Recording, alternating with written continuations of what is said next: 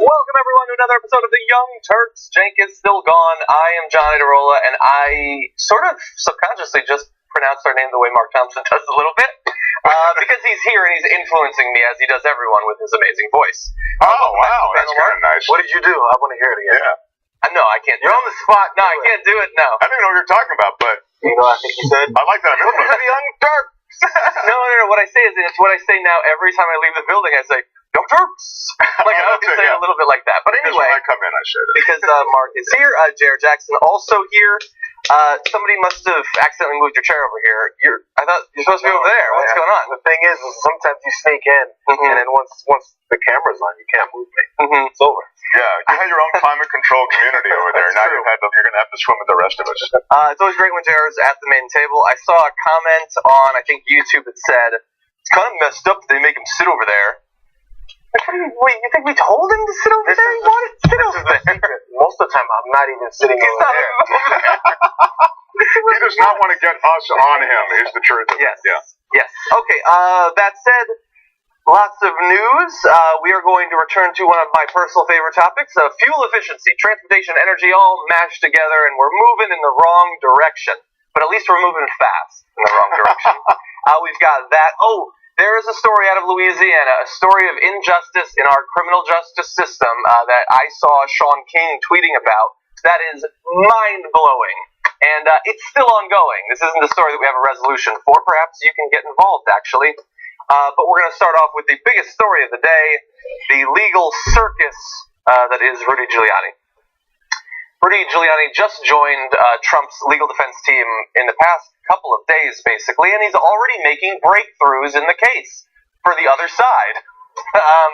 He was on Sean Hannity's show last night, and when he was asked about the payments that Michael Cohen, Trump's lawyer, had made to Stormy Daniels, one of the porn stars that Trump had an affair with, he revealed something new.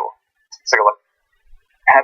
Having something to do with paying some Stormy Daniels woman $130,000, I mean, which is going to turn out to be perfectly legal.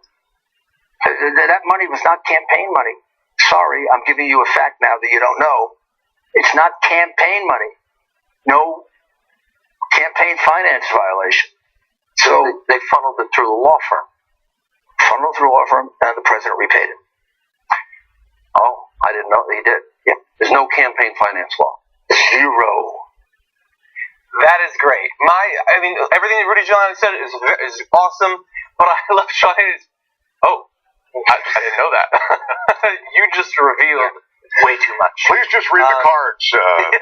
Exactly. You're not here to give us new info. So the reason that is significant is because, of course, up until this point, everyone involved in this story has denied that Trump knew anything about this or that he had repaid Michael Cohen, which I found very plausible because he doesn't pay people. Michael Cohen had said he'd never been reimbursed. Trump said he had no knowledge of this whatsoever. Sarah Huckabee Sanders had said there's no knowledge, and then suddenly, casually, Rudy Giuliani, the new guy, the newbie, comes out and says, no, he was repaid. He was repaid. And also, so this was part of a string of a whole bunch of interviews he was doing. He started with Sean Hannity. It was actually the majority of this. It was probably 30 minutes straight of them talking was about Comey, well, mostly Mueller, and the investigation. How he's going to make sure he counsels the president not to speak, or whether or not they will speak with Mueller under certain conditions. What about what the Clintons went through? Yeah. What about what we don't make sure this isn't a perjury trap? Again, we'll get into why that doesn't make any sense. I'm concerned about your president lying about what he did. But that's the concern. Not that he might lie, but that they might set him up to lie. Yeah. It's real easy. If he's not going to lie, then answer the questions truthfully. I thought that's what we do in America. Yeah, Giuliani had, it seemed, a couple of agendas, right? One was to dirty up the investigation, which he did. And as you say, he was kind of on a media tour to do just that, right? To run down the special counsel and to essentially buttress the idea that the investigation is a witch hunt and it's so far off course that it's become tainted by a lot of government involvement and government overreach is the way he might put it in perhaps not those words, but suggesting that this entire thing has now taken on a political tone. While, of course, what he's doing is a purely political exercise. Yeah. And then he's trying to clear Trump from the idea that there is collusion, and that's why he was trying, and campaign problems, and that's why he was getting into that soundbite that we just heard, right? But it leaves open the door for obstruction of justice. Yeah, he thought that he simply had to lay out that it wasn't campaign funding and that we wrapped the whole thing up. We paid him back, not realizing that each part of that also opened up Trump to more legal jeopardy. Now, I realize that many of you watching this are not shocked to find out that Donald Trump is lying about something, even lying about potential law breaking. But for those who are maybe new to this, haven't been paying attention for the past year, I want to make it very clear. Let's play this next video where you're going to see Donald Trump totally denying any knowledge of this sort of thing. Did you know about the $130,000 payment? Then why did Michael Cohen make it if there was no extra allocation? You have to ask Michael's my attorney, and you'll have to ask Michael. Do you know where he got the money to make that payment? No, I don't know. So, he didn't know anything about it, even though apparently by the time he was asked that question, he had already paid for it and paid more, paid for the taxes on it, and all of that. You mentioned that Rudy Giuliani was on a media tour. Part of that was an interview at the Washington Post where he was asked by Robert Costa, when was the president told about these payments? And Giuliani said he wasn't, since it was somewhere between 10 and 5 days before the election, and he wasn't told. But even if he was told, he wouldn't have remembered it, so that's an airtight case they got there. Like I wouldn't have remembered it. Also, I don't remember it. Also, where am I? He was paid out of personal funds, which covered that, and possibly a few other things that, would be considered incidental. I would love to find out what those other things are. And then they tried to craft this thing where they had a retainer that he was being paid out of, but that's not what retainers for lawyers are. I feel like these guys have only, heard about retainers on TV shows or something. It's not for repayment of totally non-legal, non-campaign personal expenses. It doesn't make any sense. So these kinds of things, the lie, of course, has to evolve, but in this case, devolve, because of once you say the first line, and people go, hey, well, that doesn't really make much sense there, Rudolph. That's not how this may work, because that's a problem. You may have cleared the one aspect, and we'll get to what some former ethics heads have said about what this did lead to. Now you have to change your story to the next step. So now, oh man, my bad, that's right. He knew about paying something back, just not about exactly what it is. So I can keep my veil over. He didn't know what was going on. Then there was some non-disclosure agreement, which we still haven't talked about yet, how if or why he did or did not sign it. Now that is all up in the air. It's, as you mentioned, John mentioned it right before we came on, there's now this cloud of a dusty lie. And now you have to try and decipher, as you look through all the clouds, what part of it is true, what part of it is not, what part of it are half lies, what part are half truths. But after you come with whatever you come up with, they then go, well, not that part, just the 25% of that part, and another 35% of this part is what's true. So now we're just confused. Yeah, and the problem is that, So he goes out last night. He says this stuff reveals it throws their whole legal strategy up in the air. And then he's saying, well, Trump called me and said that I did a great job. But then the next morning, he has to go on Fox and Friends and clarify it. Donald Trump tweets a bunch of stuff, which we'll read in a second. Both of them create ripple effects from that of issues that are going to have to be resolved. So let's turn now to the next set. Donald Trump, who was apparently very happy with Rudy Giuliani abruptly revealing what they had all been denying for months at this point, then tweeted this, and let's see how likely it is that Trump himself is actually the person tweeting this. Mr. Cohen, an attorney, received a monthly retainer, not from the campaign and having nothing to do with the campaign, from which he entered into, through reimbursement, a private contract between two parties known as a non-disclosure agreement, or NDA. Somebody pointed out he apparently has a term of the day calendar. These agreements are very common among celebrities and people of wealth, also Donald Trump. In this case, it is in full force and effect and will be used in arbitration for damages against Ms. Clifford's. The agreement was used to stop the false and extortionist accusations made by her about an affair, despite already having signed a detailed letter admitting that there was no affair. Prior to its violation by Ms. Clifford and her attorney, this was a private agreement. Money from the campaign or campaign contributions played no role in this transaction. Now, they're focusing a lot on this NDA that Donald Trump has, until recently, known nothing about, if you believe what he said. So somehow, this entire thing was crafted and paid for without any of his knowledge whatsoever. And that's incredibly important, because all of this was going on in the immediate run-up to the election, where any sort of payment like this would be an in-kind contribution to his campaign and would be a violation of campaign finance laws. The few laws we actually have in this country that mandate how much you can actually spend. Also, by the way, and this is just sort of a tangential thing, he's being sued by Stormy Daniels and her lawyer for defamation. And apparently, I haven't been following that case very closely, but apparently up until now, it's been sort of hasn't really talked about her too much. So the idea that he's defaming her was a little bit hard to prove. But right there, he attacks her multiple times in a very clear way. So while he's trying to defend himself from the Michael Cohen thing, he might have been making this part worse for himself as well legally. Yeah, I mean, this guy, it is lies, lies, lies, and as you say, for a guy who knows nothing, as he was confronted by the press on the plane about the $130,000, he said, I don't know anything, and then you saw in those tweets that John just read, he knows everything, right, down to sort of granular specifics, and then as John says, he mentions her by name, so there could be a defamatory aspect to this. There are all sorts of issues here, and I'm so glad that JR mentioned the dustiness and just kicking up dust to make this investigation so cloudy that one begins to lose track of fact. That's deliberate. And the idea here, and Giuliani was part of it, even though he did it clumsily, the idea was to go on a media jihad for Trump, to begin to dirty up this investigation and try to clear the name of Trump in any way possible. And that's what Rudy is out there doing. And that's what they're all doing. In fact, this new defense team for Trump is going to do that more. They're going to fight the political fight, even as they fight the legal fight on the side. That way, they don't have to deal with as many facts.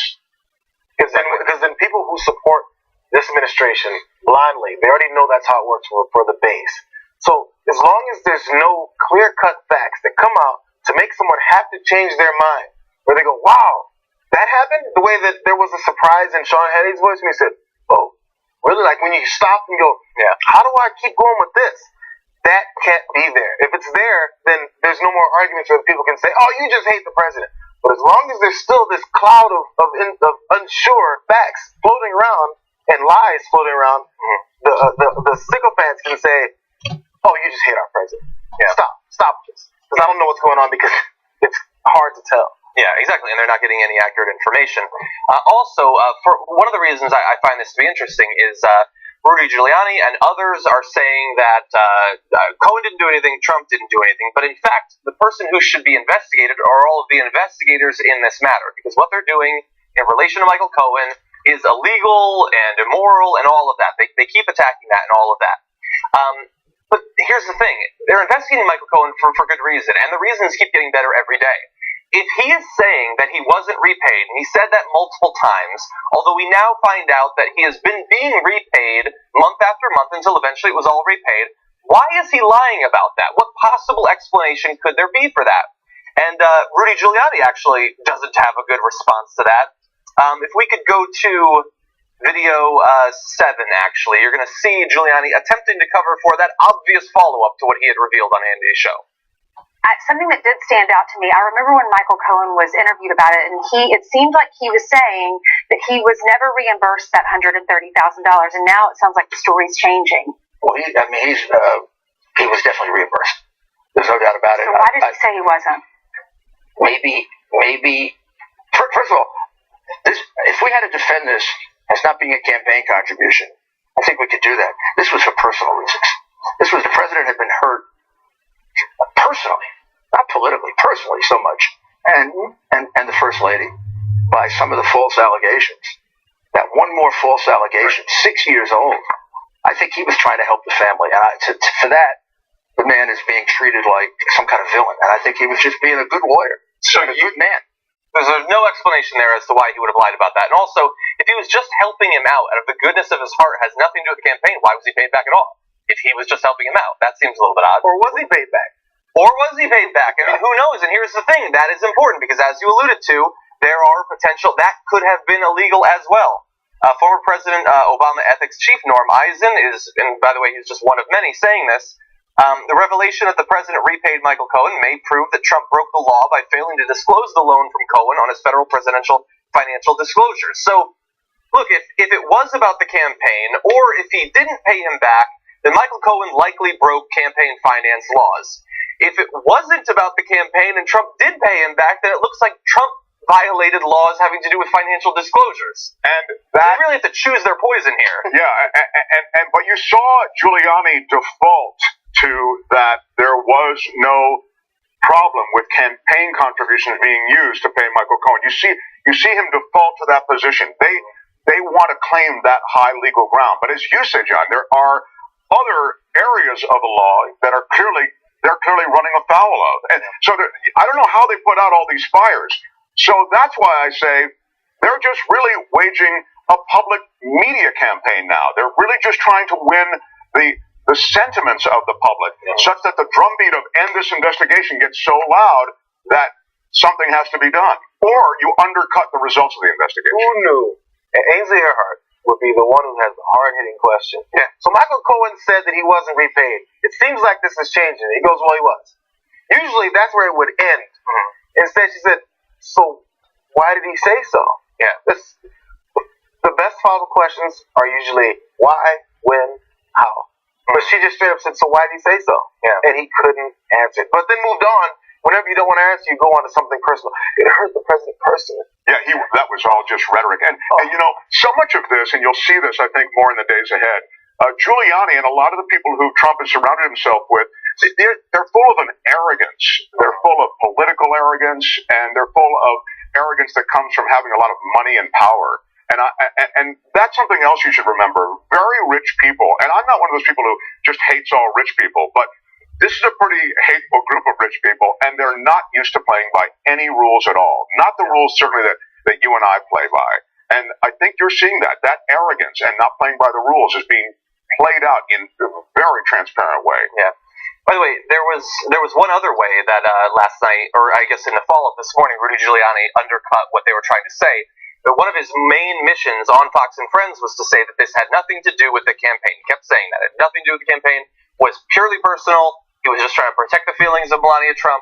I would say one of the best ways to do that is to not sleep with an adult film star a couple months after she gives birth, but, you know, what do I know? I've never been married. But he kept saying that, and then later on in that same sit-down interview with Fox and Friends, he then said, can you imagine what it would be like if this came out during that last debate with Hillary Clinton? How damaging that would be? Well, you seem to be saying it had an effect on the election, or that its absence took away what could have been an effect on the election. So, man, I'm so glad that he's joined Trump's defense team. It's just great for them. But as we've been alluding to, this isn't the only thing that he's there for. I mean, it very much is a media blitz on the offense, and one of the things he's attacking is the legitimacy of the entire investigation.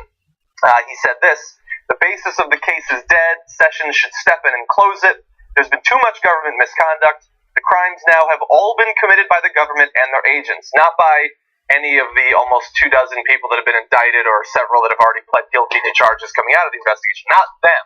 Just the government agents. And this is, we're hearing this more and more every day. Exactly. And there it is, government misconduct. I said government overreach before, but he's suggesting specifically those investigators have their own political agenda, which is bizarre also, since they're GOP appointed. Yeah. So none of the stuff passes the smell test, but it is part, as you say, of a media blitz, and it is going to continue. Yeah. Other thoughts? No. Okay. No. Okay, well, we're going to go to our first break, though. When we come back, this morning, the media actually got it wrong on a story and had to correct themselves, but did so. And so we're going to talk about that when we come back from this break.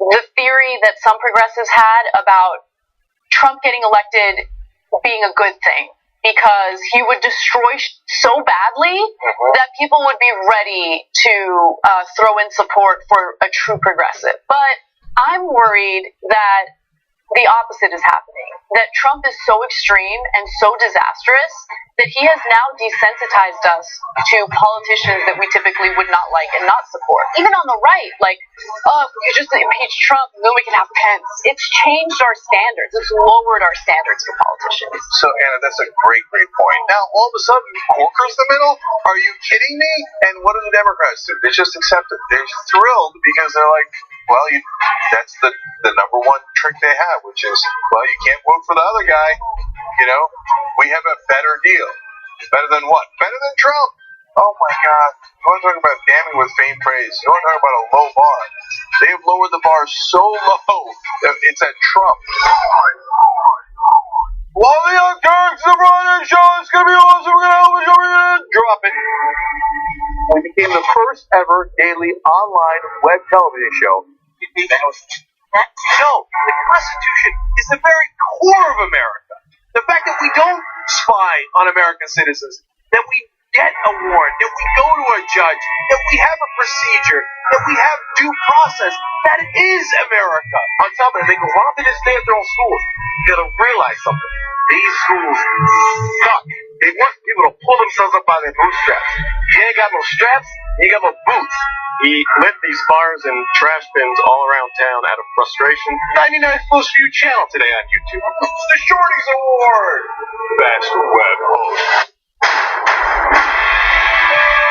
Past a billion views.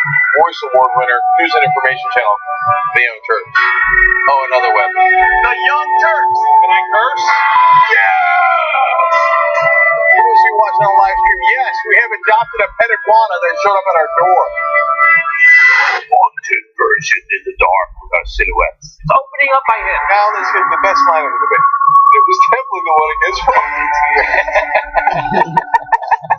I never want to see another man's foot ever. Yeah, bear, throw the plate ball. I'm going to build a wall inside of you. I'm going to put an anchor in you. I'm going to space. I told you we would come. We can talk about it when it becomes a problem. Our lack of gun control is a problem. The question is, how do we make sure that we blame the person who is dead? What kind of democracy is that? We should never forget that the most powerful people in the world exploited the greatest tragedy in American history to go to war in a country that had a lot of oil. Rolling thunder.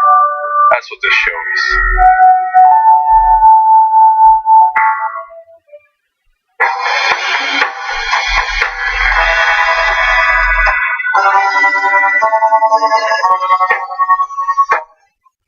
Welcome back, everyone.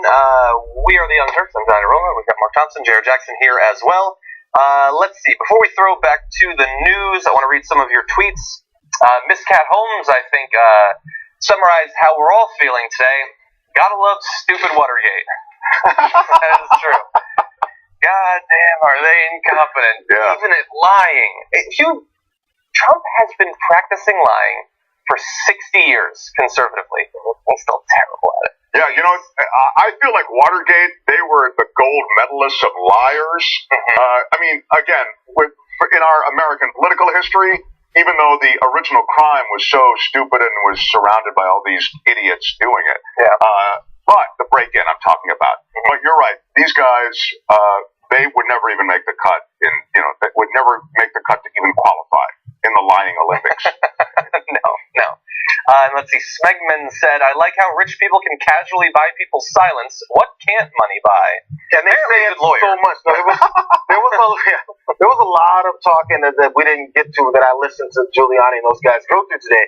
And what he continually said, he goes, I've been an attorney, I've represented people. Of course, this is a normal thing to have a certain a basket of money that you give out to people, because there's professional women out there who are just trying to get pregnant, or there's professional women who go after rich guys just to pat them down for money, and you have to pay it. I was like, so you're connecting all this to your president. You keep forgetting your president got patted down because women go up and flirt with him, and then somehow get him to pay them, and he said she was cheap. We only got 130K.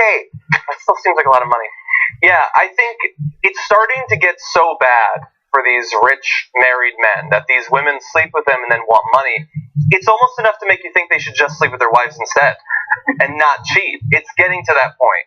But we'll see. Okay, a little bit more. Right before we go to the news, though, excitingly, for those of you who use mobile devices, I know they're not popular yet, but I think someday they might be. We've got a new app, the new TYT app, available on iOS in the App Store. Finally! I mean, how exciting is that? I swear, I was thinking, why don't we have an app? I know. This is great. A long time ago we did, but they've been working and they've produced something awesome. Let's see, search TYT Plus, also at tyt.com/app. That's the best place to find it. And you can get notifications for when things go live. You can watch content. You can get breaking news, live shows, all of that stuff. And I see the kids with their faces in their phones. And why not have our face be facing your face when your face is in your phone? Oh, you can do that now. A lot of faces. tyt.com/app. Anyway, with that, why don't we jump back into the news?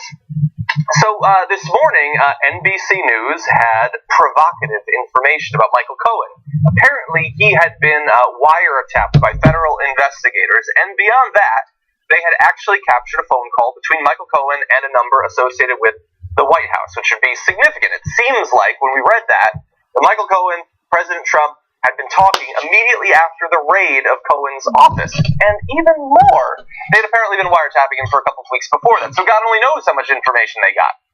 Except that some of the information we got from NBC News wasn't accurate, because apparently the wiretapping was not what we think of as wiretapping. They had oversold the story. In fact, if we bring up this tweet, you're going to see that what they did apparently have was a pen register on Cohen's line that allowed them to log phone calls, internet activity, but not the content. They could not listen in on the phone calls. They didn't have access.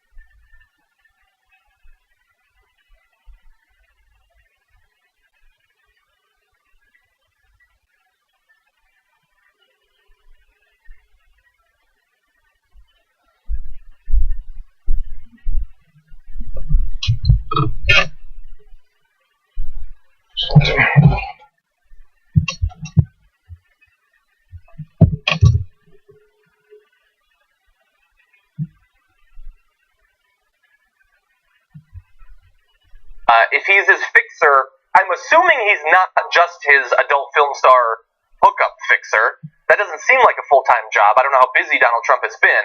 He's probably fixing other things. Some of them might be illegal as well. Perhaps we'll find out. Just on that last point, I think money laundering is so much a part of the Trump organization. It's the real estate world. There's a lot of money laundering that goes on in the real estate world, especially in this high stakes, less than totally mainstream legitimate real estate world that Donald Trump is used to operating in. So with that said, and as John says, decades of experience with Michael Cohen, it is possible that at the end of that trail is a big pot of money laundering gold. Yeah, perhaps. And we already know how much this administration from the beginning didn't want to let go of any of the business dealings, things you're doing in other countries, properties trying to get erected, and just to advance his business interests with his influence as president, which, again, that was supposed to be a big thing from the beginning. Now that's such a small idea now. If you bring that back up, like, oh, you mean the conflicts of interest in business dealings? Ah, such a small thing. Why would we even talk about that? That's how bad it's gotten. It's sad. Baby. Well, sad, baby. Why don't we turn to something else that's sad, baby? This is an amazing story. Nearly 8 years after Kevin Smith was arrested on drug charges in New Orleans, an appeals court found that he should be released, and that the case was dismissed after prosecutors violated his right to a speedy trial because he was arrested 8 years prior, but he wasn't convicted 8 years prior. He's never been convicted of anything. He just spent all of that time in jail. Now, that was last fall, but even until right now, there still has not been justice. He's still in prison to this day. And this is an incredible story that, thankfully, I saw Sean King has been doing some digging on this, communicating with the family of Kevin Smith, and trying to get the word out about it to get something like justice, because as it looks right now, Kevin Smith might spend years more in jail for a crime he has never been convicted of. But I want to walk you back through this story to see how justice has been so perverted in the case of Kevin Smith.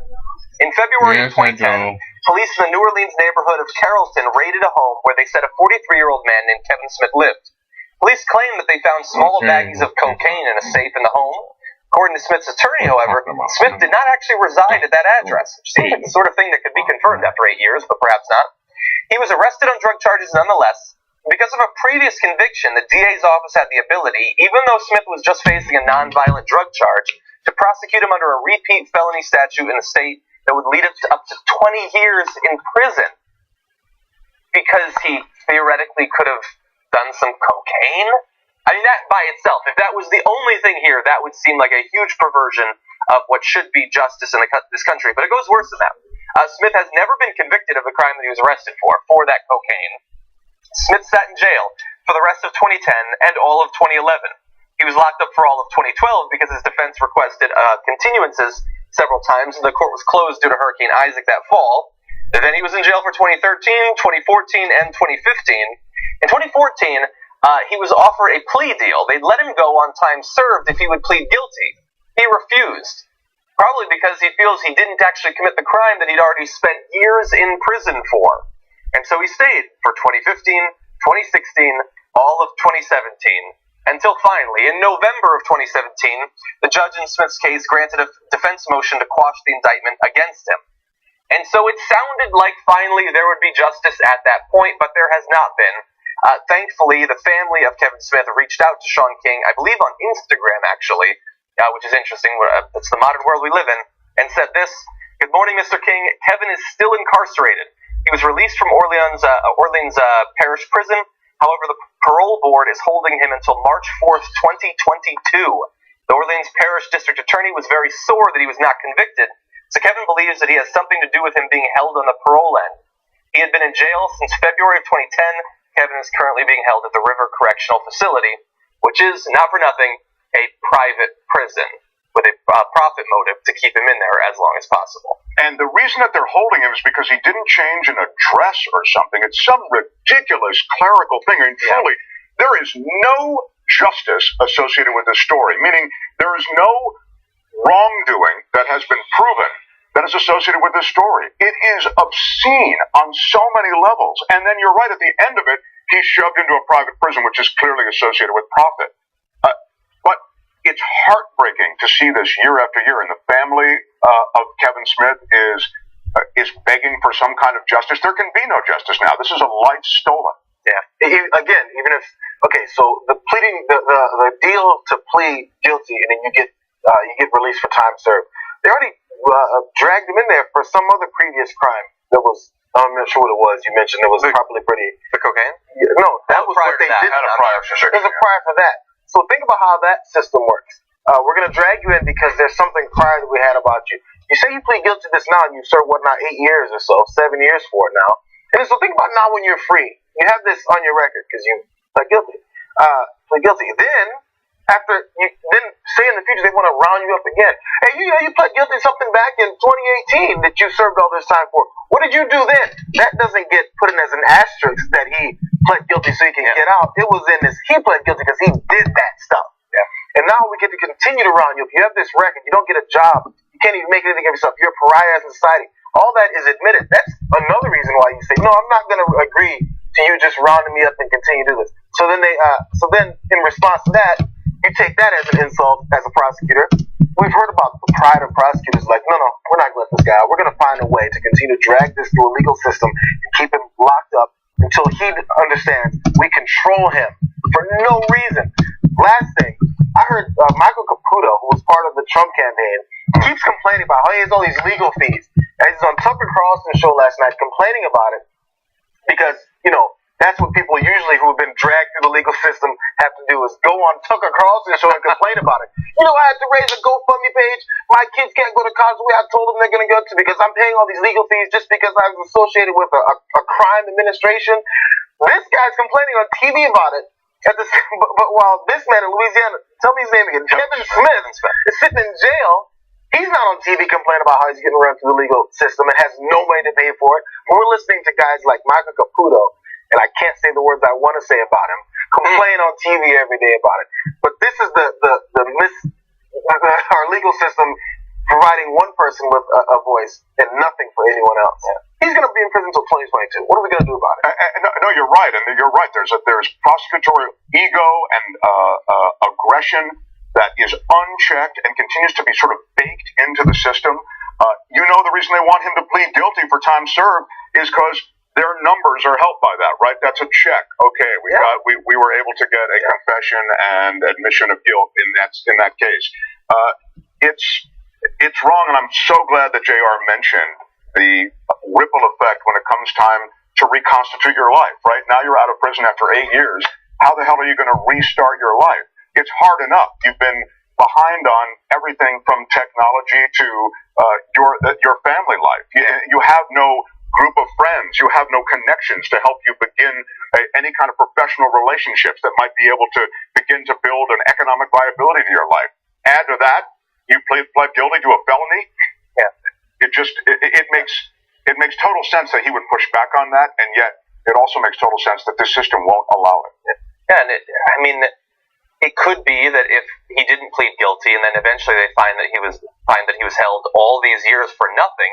Maybe they have to pay him some money or something like that. But if you can get him to plead guilty, then you're probably absolved of anything like that. Quickly on the paying money, they also do that. I had a guy on my podcast, 23 years behind bars, falsely convicted of murder. He was exonerated through the Innocence Project. And then the state of California has held up compensating him for more than 10 years. He still doesn't have his money. Why is that? Because again, that's prosecutorial aggression, and they don't want to write that check. The state of California, even knowing that he's innocent, doesn't want to write that check. Then we forget about it. We don't keep hearing that story. Yeah, we heard, he was awarded $1.5 million. But not did he get it. Never hear anything. Yeah, this should be enough. Thankfully the country is moving on drug legalization, but this by itself, the crime that he committed was he had cocaine.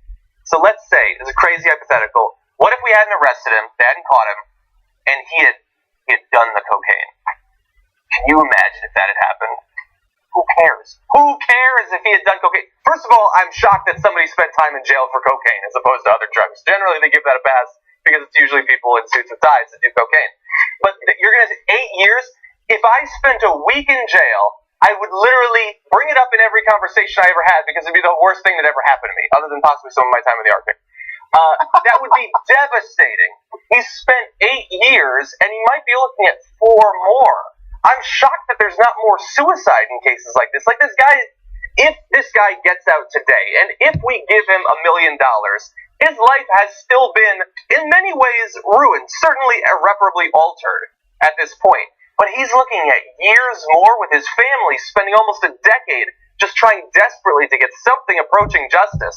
Now, the only thing that I can think of, and I don't know for sure, I don't know how all of these different states work in this particular case, but I do know that if the family thinks that it's the district attorney in this area that's holding it up, in a lot of places in the country, if not all, district attorneys, unfortunately for them, have to go for re-election. And so it sounds like maybe this is, like in many other cases, a district attorney that has outstayed their welcome and needs to move on from the U.S. criminal justice system. That's another area where Sean King is doing great work with Real Justice PAC, trying to get progressive DAs elected all over the country. And this might be another area where they need to look into doing that. Yeah, and that's why I said it's a life loss, because I think you're exactly right. I mean, after you spend that kind of time incarcerated, all those things happen. Your life begins to have withered away, not just physically, but your, as I say, your connections, the connective tissue of your life, if you will. You know what I mean? Family. It's really a tragedy compounded by more tragedy every hour that guy's behind bars. Yeah, just devastating.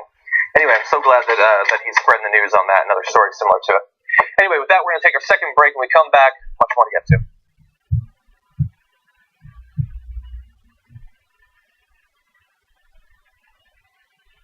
Welcome to the Young Turks on a momentous day. What now? What now?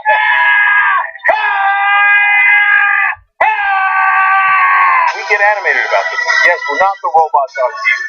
I actually care about the news. Guilty, I care. Senator Sanders, I'm going to do something unusual. I'm going to ask you a policy question. How dare you? That's the problem. You're the problem. Don't ever attack the Republicans. Where the is the liberal media? Where is it? I don't see it. No. These are all establishment guys. They love the system as it is. They're all enormously rich off the system that exists. For us, this system isn't working. So what this campaign is about is trying to create an economy that works not only for the people on top, but works for all of us. So what's happening in the Democratic Party is what used to happen in the general election. We would have a person who represented workers and the people and the voters, and then the Republicans would represent business and corporations and Wall Street, and we'd have a freaking election. That's happening all inside the Democratic Party this time. And instead of focusing on issues that actually matter to millennial voters, for instance, we're focusing on non-issues in the country. The fear-mongering about Muslims and terrorism. Here it comes Bernie in Illinois. Tell your friends, tell your family. This is really good. Take that over. That voice in the wilderness, it created a ripple effect, which then now is a tidal wave as we stand right now. I love this show. We're going to rock the boat. We're going to be counter-establishment. We're going to tell people the truth to the best of our abilities, and we're going to keep it real with them.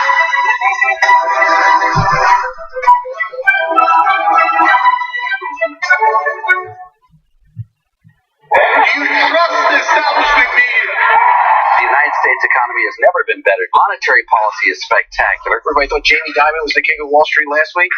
Well, it might be Kevin Lewis from now. He takes the crowd. The best sales push out there is Merrill Lynch, and now it goes to BNA. It's pretty amazing. Buying opportunity. I do think this is a buying opportunity. We're going to see a stabilization and just a tremendous snapback. The rally will be jaw-dropping.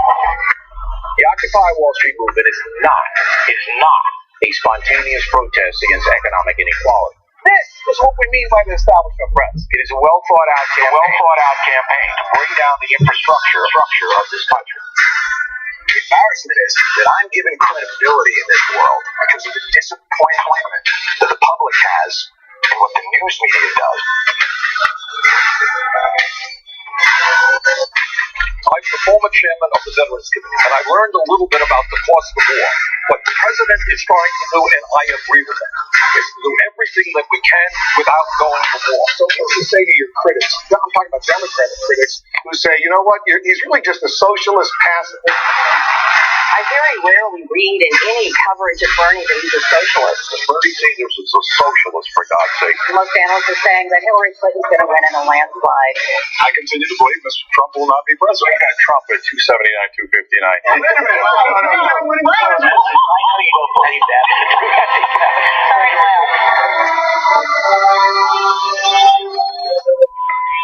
We're not going to be polite anymore. You know what we're going to do? We're going to fight back. Fight for a free and independent media. We're done with politeness. We fight back. We are going to put together the best investigative reporting team in the country. QIT will give you the four horsemen, and we will let them gallop. Help unleash real journalism in the country. We don't need anybody else anymore but you guys. This is going to be amazing.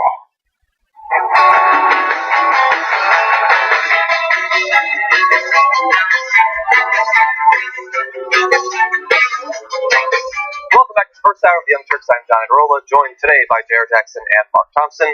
I've got some tweets I want to read, but first, the member shoutouts for today. I want to thank Alexandra Rossi and Christopher Fletcher for being members. Also, I feel like I might have read your names before. The date is accurate, but I feel like I've done Alexandra Rossi before. But anyway, thank you for being members of TYT. And we've got some tweets. People were asking, Dan Robinson was one. Any word on an Android version of the app? No, not yet. I don't know. I will try to find out for sure. I don't have anything for you just yet. By the way, I am an Android user, so yes, I Android understand your pain. is well represented in this room. So exactly, it's all over the place. A question that was asked here also. So I will try to find out. But what we're talking about there, if you're just joining now, is the new iOS app, TYT Plus, at tyt.com/app or on the App Store. And pretty much everything you could possibly want from the TYT app is available there. Notifications, access to content, breaking news, posts and updates and stuff like that. So you can go there, download it. Should be awesome. But not on Android yet. We'll come back to that. You did do your shout out, but since I'm here, I'm gonna go ahead and point out Buck Adams 69. He was advocating for me to be on the panel randomly a day or two ago, and look what happens. Little did we know. I want to give a shout out. Buck Adams 69 makes things happen. Makes things happen behind the scenes. Maybe he's a secret donor. Who knows? Maybe. And also, Kicks Queen 1.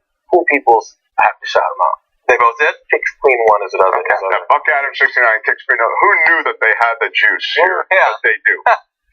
By the way, for those of you who do TYT trivia, you might want to write down Buck Adams 69 is one of JR's sock puppet Twitter accounts. If you're ever looking for him, that's what he posts under. Anyway, let's see. We've got a couple of other tweets. Let's see. Medusa says, good to see J.R. Jackson on TYT Live tonight. I always miss his perspectives. What do you know? Wow. And a lot of love for JR. A little bit. And politically illiterate on YouTube super chat with a green highlighted message. There should be a limit on how long prosecutors can delay a trial. No one should be held in jail for more than 1 year without being tried or convicted. I totally agree. I think you're being way too lenient. First of all, I think there is a limitation. It's the U.S. Constitution. It says speedy, and nobody thinks 8 years is speedy for anything. A year? Can you imagine a year? Yeah. Knowing you're innocent the whole time. Right, knowing you were wrongly accused, and a lot of the delays are associated with things that are, again, just part of the protocol of the judicial system, like if a trial is continued, because not all the parties are ready. That happens regularly. So, yeah, there are all these add-ons. So a year, a year is quaint in this story. This has gone on for 8 years. Yeah. Okay, with that, why don't we move to a couple more stories. The Trump administration is hard at work attempting to reverse President Obama's efforts to increase fuel efficiency standards in the USA. And now we've actually got a better idea of how devastating their efforts could actually be in terms of energy use and money you're going to have to spend to fuel up your car. So what we're referring to happened last month. That was when EPA Administrator Scott Pruitt announced that the agency will abandon the long-term fuel economy standards developed by the Obama administration for 2022 to 2025, declaring without providing any evidence that they are too high in costs.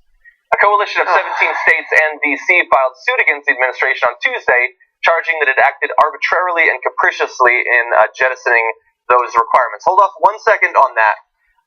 By the way, and we return to a lot of topics like this, the reason is This is one of the areas I was most worried about if Donald Trump got to be president, that he would be able to not only not take us further down the path we need to go on to modernize our energy production and consumption and transportation, but also make it that much more difficult for us to do anything about climate change. He's actually doing worse than that. He is reversing basically everything that Barack Obama did. This is one of the areas where he wasn't perfect, but he did quite a bit of good, especially with the fuel efficiency standards.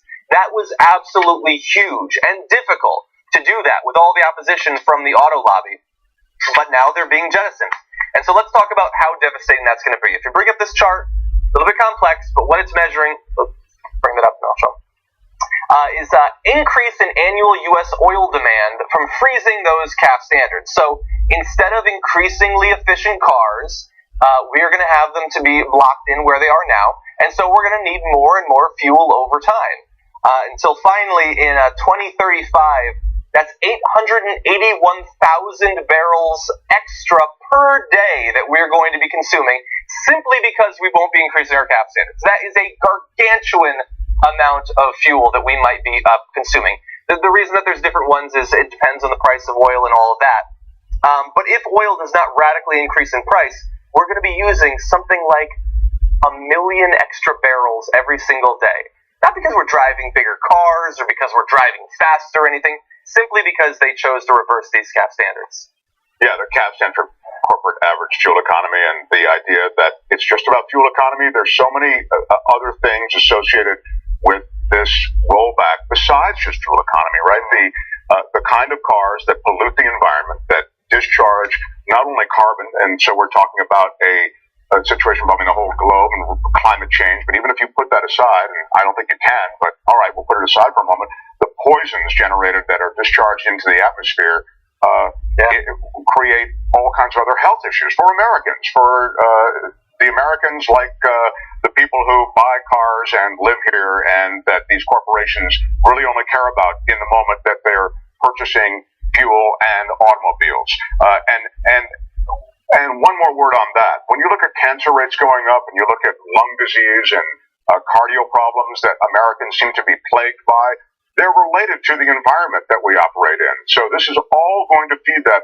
These poisons that are generated in the atmosphere that we all function in, they're going to have serious health effects as well as environmental effects of the sort that John's talking about. There's the one continuing thing that always goes with these stories is the handouts and poor huge corporations. It's just too much. It's too much for them to bear. Mm-hmm. And then, of course, we had the tax cut bill where they went through and they said everyone needs, well, not everyone, these top end corporations need these breaks because don't you feel sorry for them? And I don't know how we continue to allow this sympathy for a group that continues to pollute and do whatever they want and break any kind of rules and laws and change what our politicians say and think every 5 minutes. And then you still sit back and go, oh, well, of course they need it. And also, the people that live near these things are talking about polluting the air and the health risks and stuff that Mark was talking about. There was a story, I wish I remember who it was, but there was a CEO or the head of a company, and they said, oh, well, would you live next to your plant? He was like, hell no, are you kidding me? You know, people die from this stuff. Once it becomes personal, they're like, why would, you know who I am? I'm rich. I don't live next to these places. I have flowers and trees because those things help me live. But when it's anyone else, it's, what are you worried about? You just some trickle down some change I'm going to toss to you. And to the point on your bailouts that you're referring, or you were talking about corporate welfare just now with the tax cuts and the like. There was a bailout of the auto industry. People seem to forget that in this conversation because it's conveniently forgettable, since part of that bailout was, and we're going to try to adhere to fuel standards and fuel efficiency standards in the decades ahead. Now that's all gone, right? Now there's corporate welfare of the sort that you've talked about, which is associated with the tax legislation, and it's way in the rear view, the bailout of the auto industry. You know, too vital an industry for us to allow them to fail, and apparently too vital an industry for us not to allow them to just write whatever legislation they want through lobbyists in Washington. And by the way, so like the cost of these added regulations to continually do the research and development necessary to increase the fuel efficiency standards every year, that has some costs associated with it. But they couldn't pay for that with their taxes being cut from 35% down to 21%. I think that would pay for some of it, at least. Never enough money. What if we make it negative 10%? Then could we have more efficient cars? So look, that's obviously a huge problem. I'm glad that you guys are talking about the environmental pollution because, I mean, do the research.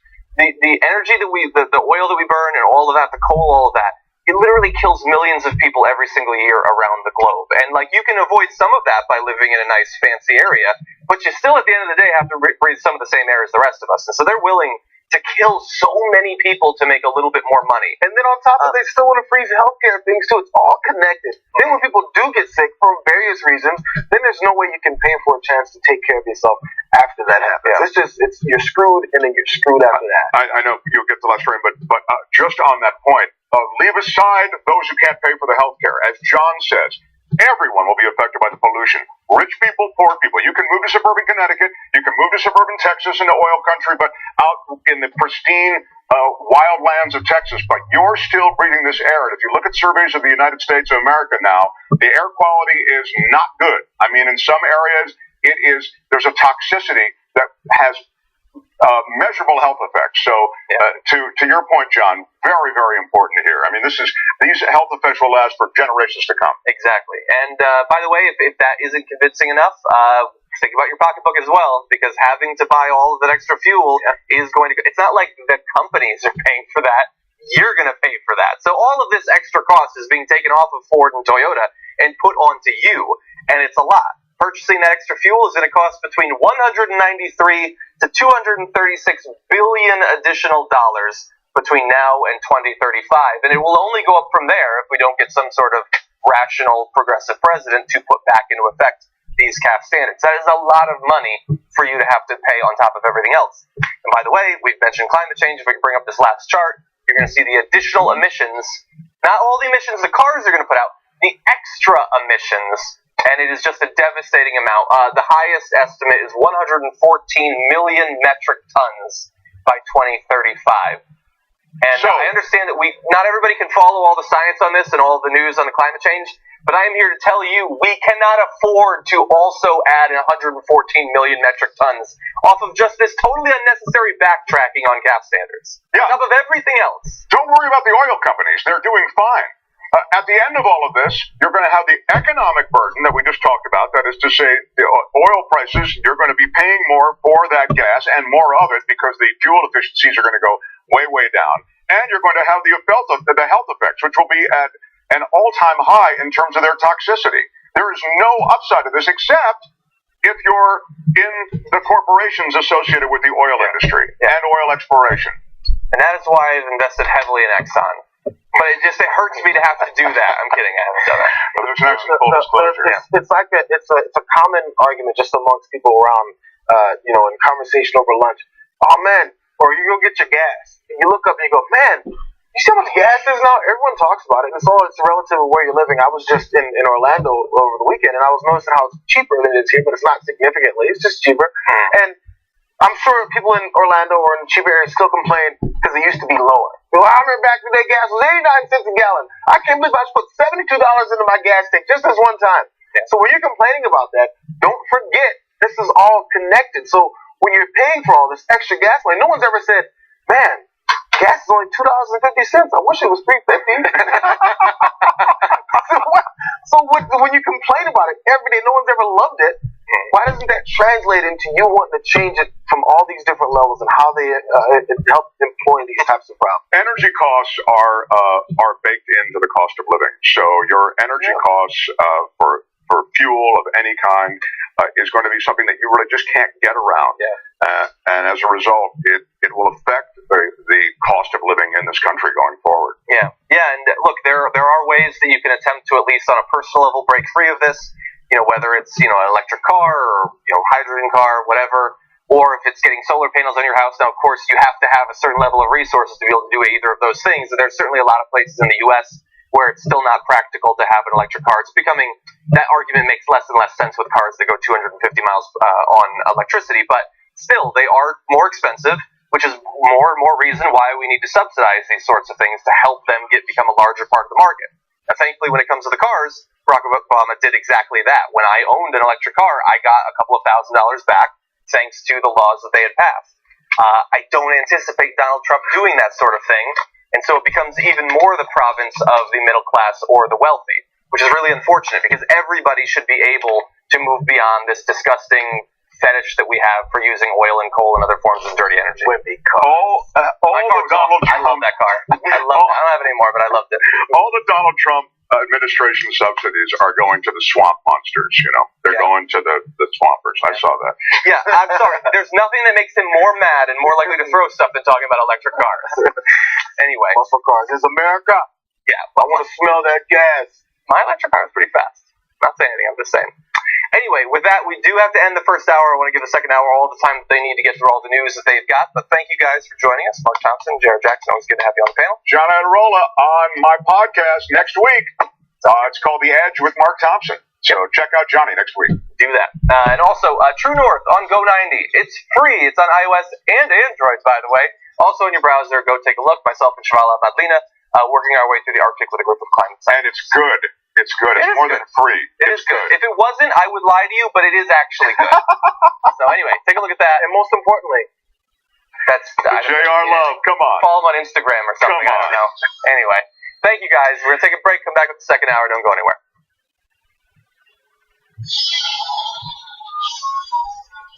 We talk about TYT Army being so strong. Usually they help us run our show. Now they're going to help us run the country. Like this. It's time that we reclaim democracy for the people. We had a huge victory for Wolfpack. When Lincoln said this was a country by, of, and for, he said of the people, not of corporations. Our representatives don't represent us. Whoa! Democracy! United! We are! Too strong! There's thousands of volunteers, and you can be among them. With Wolfpack, the mission is so clear. Money is killing our democracy. 96% of Americans want it. When you get the power back, oh, that feels good. This is just the beginning. Let's go get them, man. Up and at them. Knock, knock. We're coming for them! Wolf-pack.com. Patience. It's a virtue. They think you can put me in a box. But you can't stifle a revolution. Cenk Uygur, you started something. An idea. The truth and honesty matter above all else. And the people love you for it. And for a while, so did I. We could have stood united, a political force of reckoning upon our foes, the hypocrites, the phonies, the unjust. But you put me in this box. Cenk. No. You began without me. You began without me. God as my witness. I will be the one to finish it.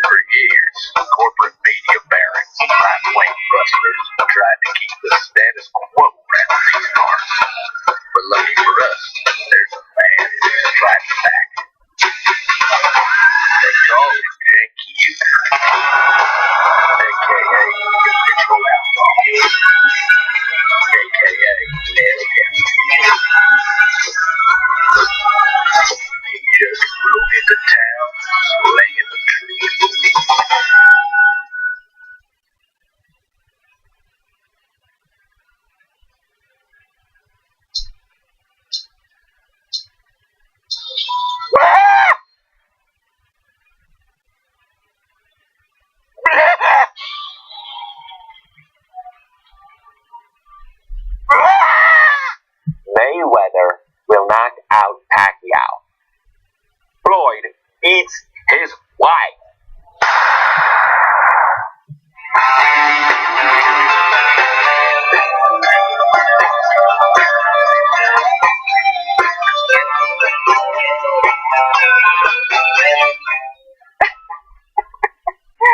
Welcome, everyone. I am Lisette Padilla, happy to be back with you. I'm also joined by Natha Al-Hassan and Mark Thompson. Hi. You may be familiar with them as well. They've been here quite a bit. Would you like to tell us a little bit about your background? Yeah, sure. There's a lot going on with me. As you know, if you've ever visited my website, I've never found a way to cohesively put everything I do together. So I have my PhD in American Studies and Ethnicity, and I have a background in social justice organizing, doing media stuff. I was a co-host on Al Jazeera for a couple of years. And then what else have I done? Art, poetry, traveled a lot. All right. Wow, okay, you've got the job. You're overqualified. Yeah. I'm Mark Thompson. Good to see you again. And I have a podcast called The Edge with Mark Thompson. Put the with Mark Thompson part in because there are a million shows called The Edge.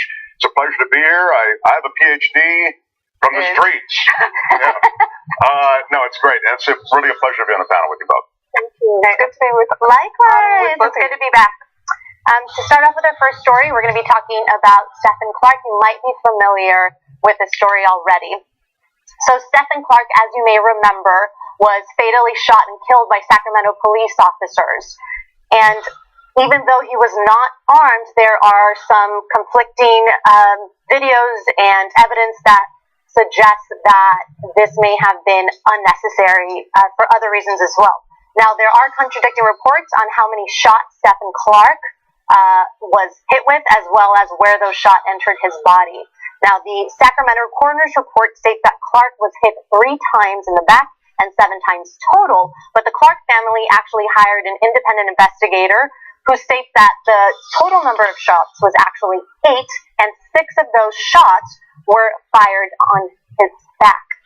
Now, this is important because the difference in opinion here has a lot to bear on any future case, and the Clark family is expected to file a civil suit. Now, I want you to take a look at some of the graphics here to illustrate where the shots may have been. Now, it's hard to tell from this, but one of the things that has happened more recently is that the private investigator released a photograph. We won't release the photograph due to its graphic nature, but he stated this of the photo.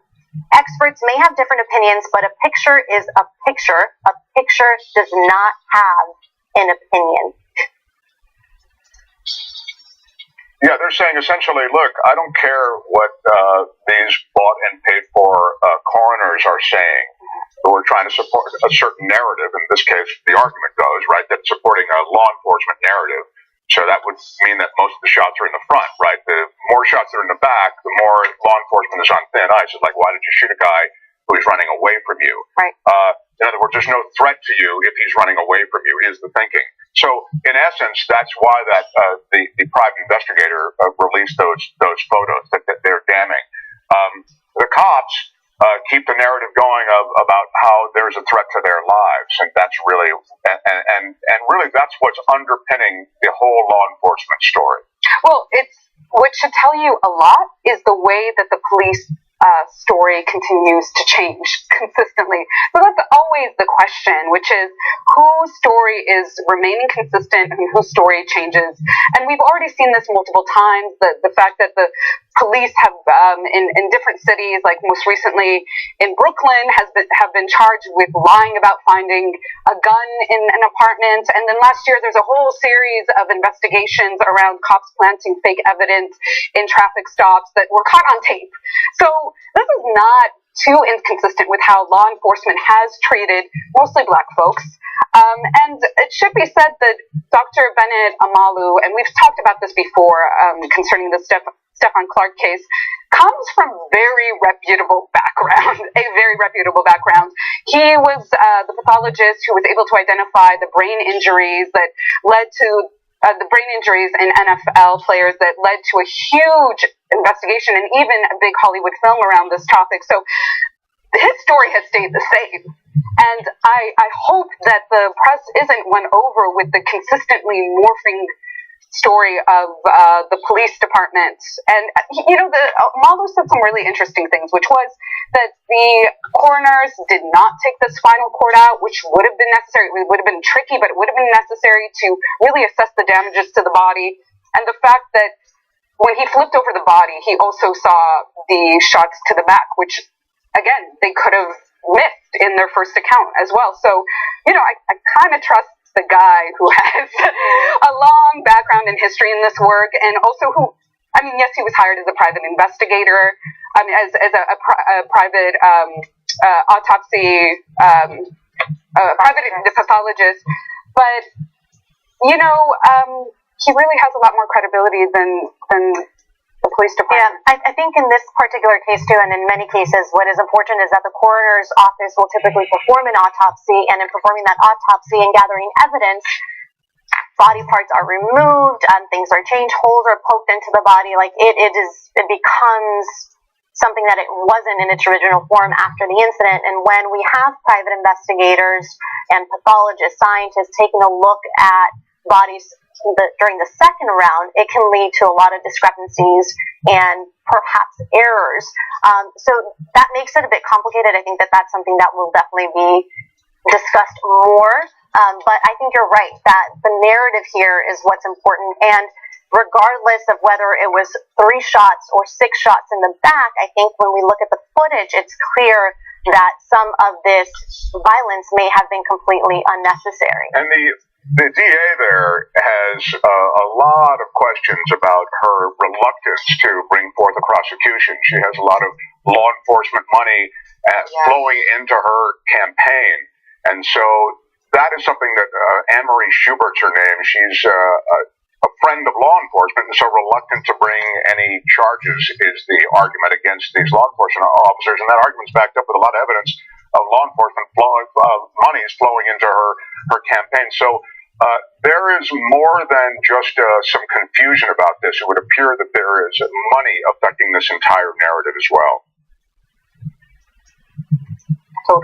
I totally concur.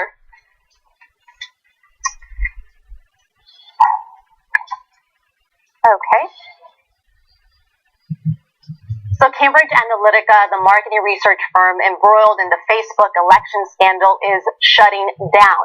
It has ceased all of its operations and is expected to file for bankruptcy. Now, the company has not admitted any wrongdoing, but in a statement released, they said the following. The siege of media coverage has driven away virtually all of the company's customers and suppliers. As a result, it has been determined that it is no longer viable to continue operating the business. Now, if you're not too familiar with Cambridge Analytica and their marketing research methods, an employee actually gave us a little bit of insight about how the company worked and some of their tactics. Take a look.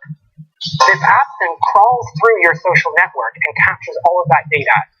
Also, so by you filling out my survey, I capture 300 records on average, right? And so that means that all of a sudden, I only need to engage 50,000, 70,000, 100,000 people to get a really big data set really quickly.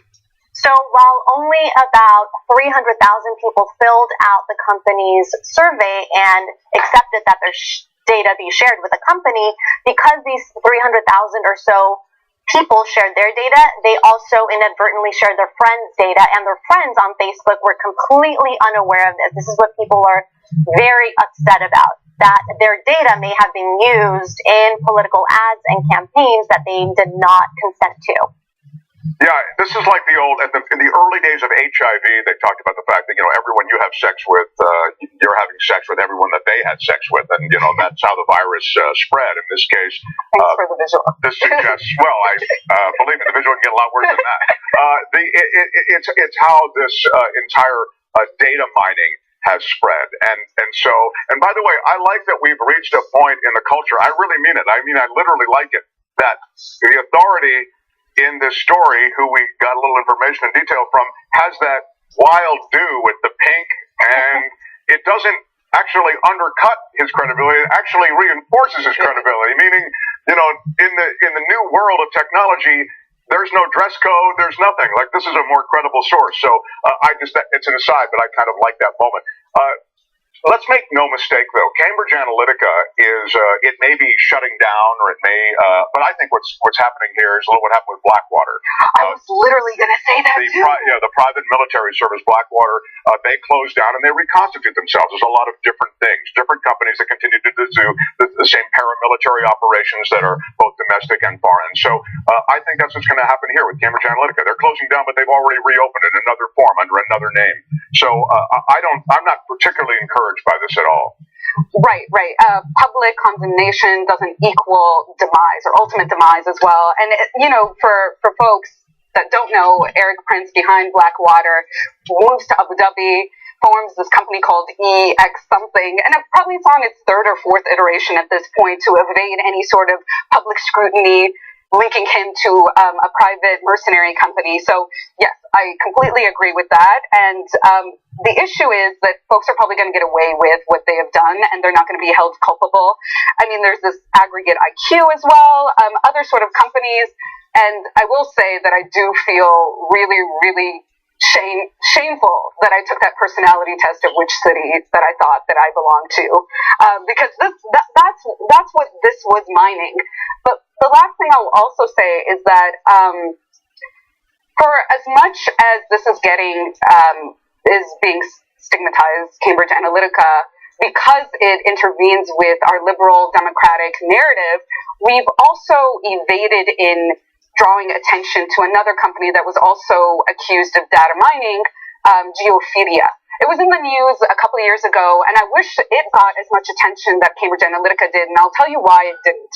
Geophilia mined people's profiles from Facebook who had priors, so priors in a legal law enforcement sense, and sent it to law enforcement so that law enforcement would be able to pool people's identities when they were at protests to see if they could go after them based on whether or not they had priors. So clearly that's affecting a certain kind of population instead of a certain kind of narrative we have about ourselves as an America that has free and fair elections. So while you all are holding Cambridge Analytica to the fire and watching where it morphs as well, please do look up what happened with Geophilia and also Color of Change's campaign trying to highlight the horrendous things that this company has done as well. Wow, that's extraordinary. I didn't know that. I think it's interesting, as you're speaking, I'm thinking, wow, it's worth reminding us all that when you take that personality test on Facebook and it's free, or when you sign up for Facebook and it's free, nothing's free. When you go on Google and it's a free search, it's not free. It's keeping track of your search. Your data, who you are on Facebook, how you make contributions to Facebook, all of your posts, even you taking that personality test, which is sort of the bald-faced example of it that we've heard from Cambridge Analytica, all those things are being monetized. If you're not paying for it, then you're paying for it another way. And it just, again, it's something to keep in mind moving forward. Nothing is free. If you're not paying for it, you're paying for it with data when it comes to technology. Right. And we all need to be wary of companies like this that, like you say, offer us a free product generally, because really what the cost is unknown. Now, in this particular case with Cambridge Analytica, I guess the silver lining might be that their ads likely did not work very well. So there isn't any research available currently that says that people are good at taking this data and turning it into compelling ads that will sway your political preferences. There is some evidence that they can sway your purchasing actions as well as your beliefs that when they're associated with your personality. So if ads are targeted towards your personality, they may influence your purchase of a beauty product. But there's very little evidence that they can influence who you vote for, not for decisions that big. So that may be the silver lining here. Right. Well, I mean, I would say, too, that unfortunately we sometimes don't take an interdisciplinary approach around this. So it might be a little bit of influence from that and influence from possible like Russian collusion and influence from all these other different vectors. And that's what I'm interested in seeing is some sort of study that combines all those variables to see what produces a certain outcome. But I'll also note, because we love to see ourselves as a free liberal democracy, that we feel especially hurt when we've done this for decades in other countries. So I'd love to see us exposing and being transparent of that fact if we really want to solve the intervention in our own elections. Well, the election intervention, there's no question you're right. I mean, my God, the United States is, we do it the old-fashioned way where we just replace leaders around the world, or we do it the new-fashioned way with our own sort of technologies. But this is a situation in which if you're served advertisements, as you're saying, which is interesting, that bothers me less than being served information or disinformation. And that's really what's happening now. They're carpet bombing Facebook and other social media sites with news that is not accurate, and it's being churned out like sausage links around the world and then distributed across these social network platforms. Well, and was also marketing themselves as being able to sway elections based on the content that they were producing in terms of online advertising, and they were saying they were, a forerunner in their field. So I think that should be up for public debate. Right. Whether or not it influenced elections or even the Brexit vote, I mean, there's talk about it in that context. Jury might still be out on that, although, as you say, we don't really know. So let's just put it aside. But certainly that news or information that's served to you because they know certain things about you from an analytic standpoint, that could be very dangerous. And just last thing, because as journalists, we know that Facebook is not a publisher, won't own the fact that they're a publisher, so they won't go to due diligence to mine the information that it's on its site or being paid for to be on its site. So I think that's what I mean by it needs to be up for public debate, is whether or not, if Facebook is a publisher, then it needs to go through all this sort of content. If it's not, then there needs to be a different sort of conversation to have in terms of what information is available and what information can be bought. Thanks. Are we taking a break now? I know we mentioned we were going to go to break. Okay, great. We'll take a break now, and we'll be back with more TYT.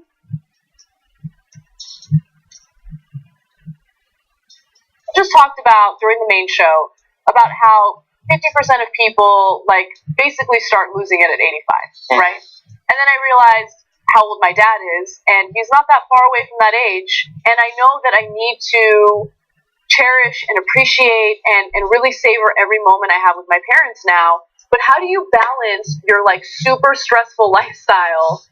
And I need time for myself too. The answer is, of course, balancing it to the best of your abilities. I don't see my parents as much as I should. They're a couple hours away. But so in thinking about, oh my God, how bad am I going to feel when they're not here? You're going to feel bad when they're not here if you spend every moment with them. Because that's nature. You're going to feel bad when they're gone. That's what it is. So if you see them this weekend, so I'm not going to say anything morbid, but if you see them this weekend and you never see them again, or if you miss that, whatever it was, you don't know when that last moment's going to be.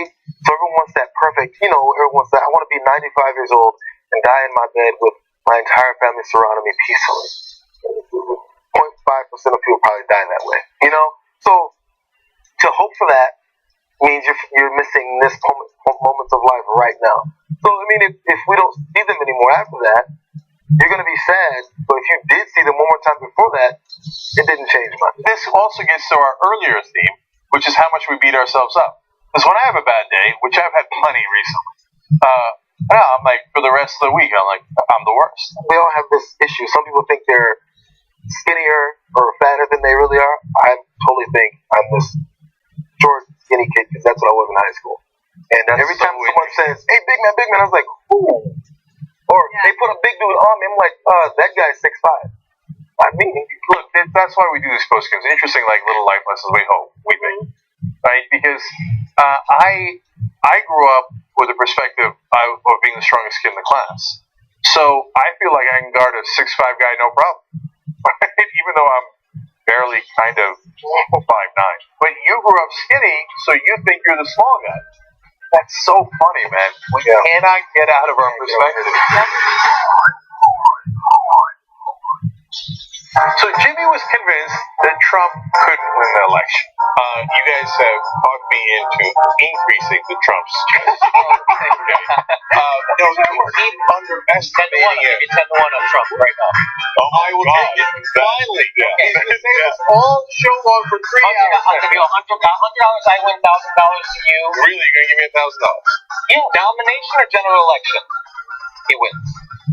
General election. What are we talking about? Okay. hey, I'm going to be a man of my word, and I'm going to make that bet. We go through a 10-minute explanation, and then Jimmy at the end panics a little bit and says this. Like, now you're getting a little scared, right? Yeah, I'm getting a little scared. After all, they called it. So I'm going to ask for your help here on how much I should make Jimmy pay.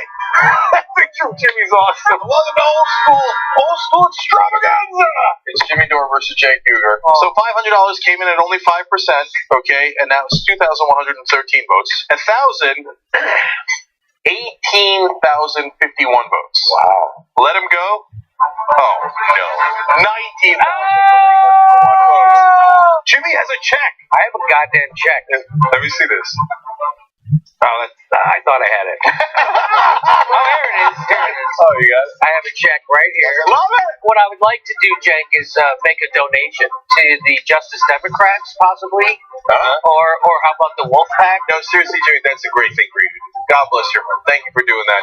Let's do $500 to Justice Democrats, $500 to Wolfpack. Okay. That's very cool. Yeah, thank you, man. That's awesome.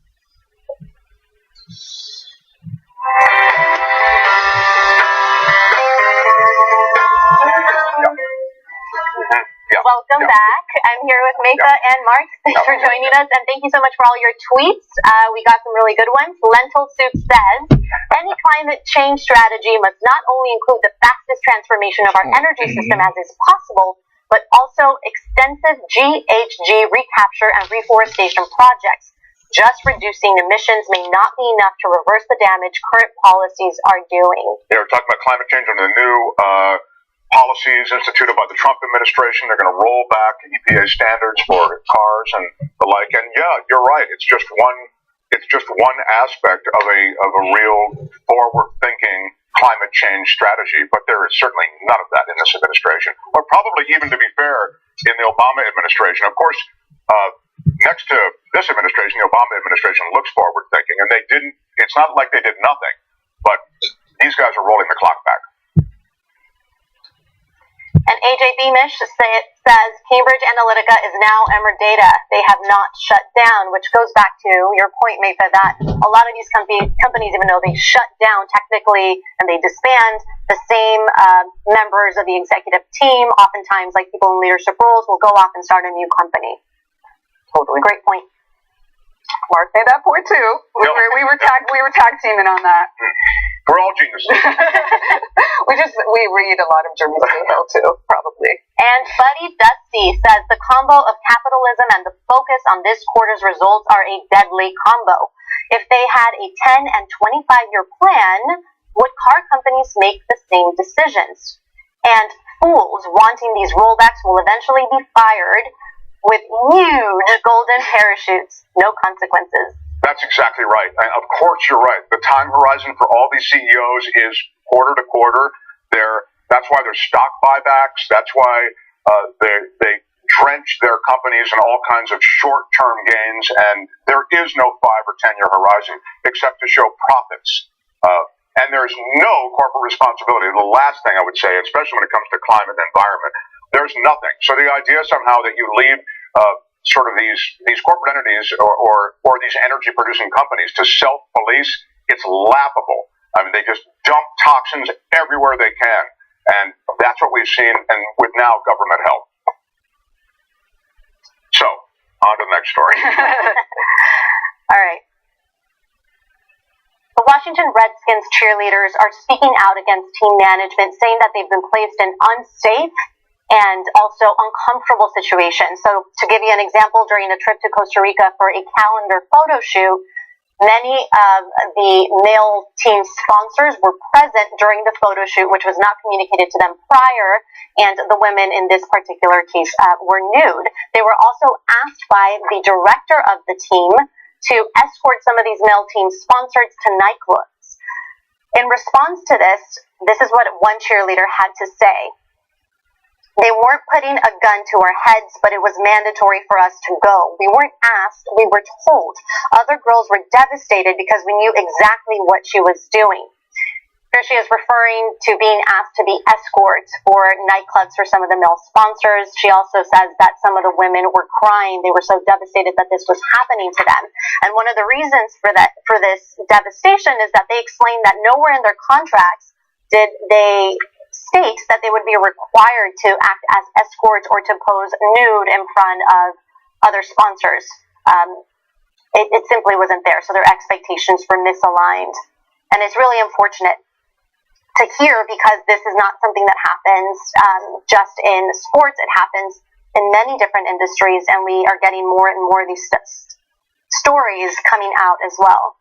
Yeah, this is interesting because this profession of being a cheerleader, it is sexualized already, and so you have the calendar shoot associated with so many teams, and you have these beautiful women who are faces of the team, and so there's that, which already clouds the water. But let's be clear, that doesn't mean that everybody who's involved in some sexy modeling for these teams should be subjected to these other kinds of exercises, which are clearly associated with stuff that's way past the line. And now you get to the other thing, as Lizette was saying, you find in other walks of life, and that's associated with sexual harassment and with wanting to keep your job, proud to represent the team, let's say, yet knowing that if you don't go do this, that your position on the team is going to be affected.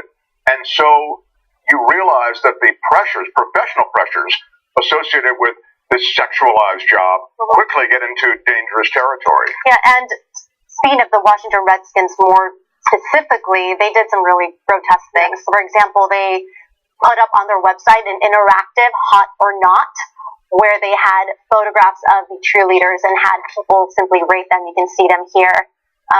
They're no longer on the site. I think they got enough backlash to remove them, but this is just really unfortunate. This is the way that they treat the life and spirit of their team that's supposed to cheer on their players. Yeah, I mean, and that encouraged those insane beauty standards, which they were going to be judged for on the site and in real life, led to laxative abuse, tons of not just body image issues, but... Yeah, in their contracts it actually states they're not allowed to go up more than a few pounds in weight. They're not allowed to gain weight and fluctuate. So there's extreme pressure. Which is also really abysmal, because you find out later, I don't know if you all are aware, and I'm not so sure about NFL cheerleaders, but I do know NBA cheerleaders. They don't get paid really well at all. They were actually not paid for the time they spent shooting the calendar. So a lot of these activities are simply not compensated. They're on their own time, but they're expected as part of the job. Right, and they're outsourced to wealthy sponsors or donors who some even try to recoup their money later. I mean, it's awful. Women are being used as a pawn for a business. And also, let's not forget to add that this team is still called the Redskins, by the way, which we need to reevaluate that ASAP. But these women's passports were confiscated. I mean, this is what people do with people from quote-unquote third world, global south countries. They confiscate their passports in places like the Persian Gulf, and we see that as a violation of human rights, rights to move, to travel, to have to have access to your own private property, which your passport is. So, I mean, all kinds of crazy violations. And I wonder, after reading through the details of the story, and the story takes place in 2013, of course, it's still probably the company culture still supports and embraces this kind of lifestyle. I wonder, is there a place for these type of cheerleaders in this era? Right.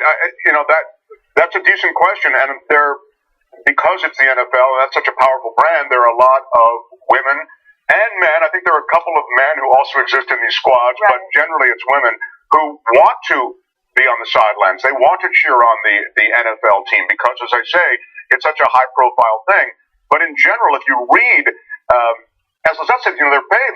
I think even when the demands for some payment were they finally exceeded to those demands, it was $50 a week or something they were being paid. And then in the case of the New Orleans Saints cheerleaders, they had to buy their uniforms. I think that's actually not that uncommon. So they're actually making money from these people that they pay nothing to.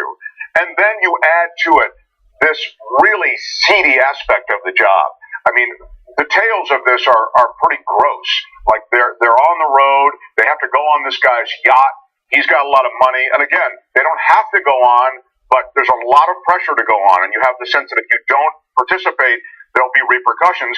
And then, in the case of one woman's account, they were told, hey, if you want to make money, you should go onto this rich guy's yacht because he's got a lot of money and you can, make money. So there's an undertow here of some pretty gross stuff associated with this, frankly, pretty wholesome, what has traditionally been a fairly wholesome and innocuous kind of job. Well, I mean, I could tell you by the experiences of the cheerleaders at my high school. There were a lot of seedy men that were hanging around, including the former wrestling coach who was mysteriously gone for 6 months and then came back because found out he had relationships with some of the. And unfortunately, it's not just the Washington Redskins. Right. Unfortunately, there are other scandals and lawsuits being filed by New Orleans Saints cheerleader, by the Miami Dolphins. Former Miami Dolphins cheerleader as well. It just goes on. The NFL is being sued as well. So, unfortunately, it's a problem that goes beyond this team and beyond this industry. But at least we're now getting to hear these stories. Like you mentioned, Maitha, this was back in 2013, but the cheerleaders finally had the opportunity, I would say, to publicly talk about this, perhaps without fearing as much retaliation had they spoken about this in 2013. Let me just say one last thing, Lisa. I think that's a really, really good point. But before all the haters jump me, when I talk about the wholesomeness of cheerleading, I'm talking about that package that we've had since the 50s, which is it's a football game and there are a bunch of guys competing and there are a bunch of cheerleaders on the sidelines. This is wholesome the way beer ads are wholesome. So don't get me wrong. Beer ads sexualize women as well. And so we've sexualized this part of the NFL. And I say NFL, also at the collegiate level, they're cheerleaders in college. That's where there's a lot of cheerleading going on, and high school as well.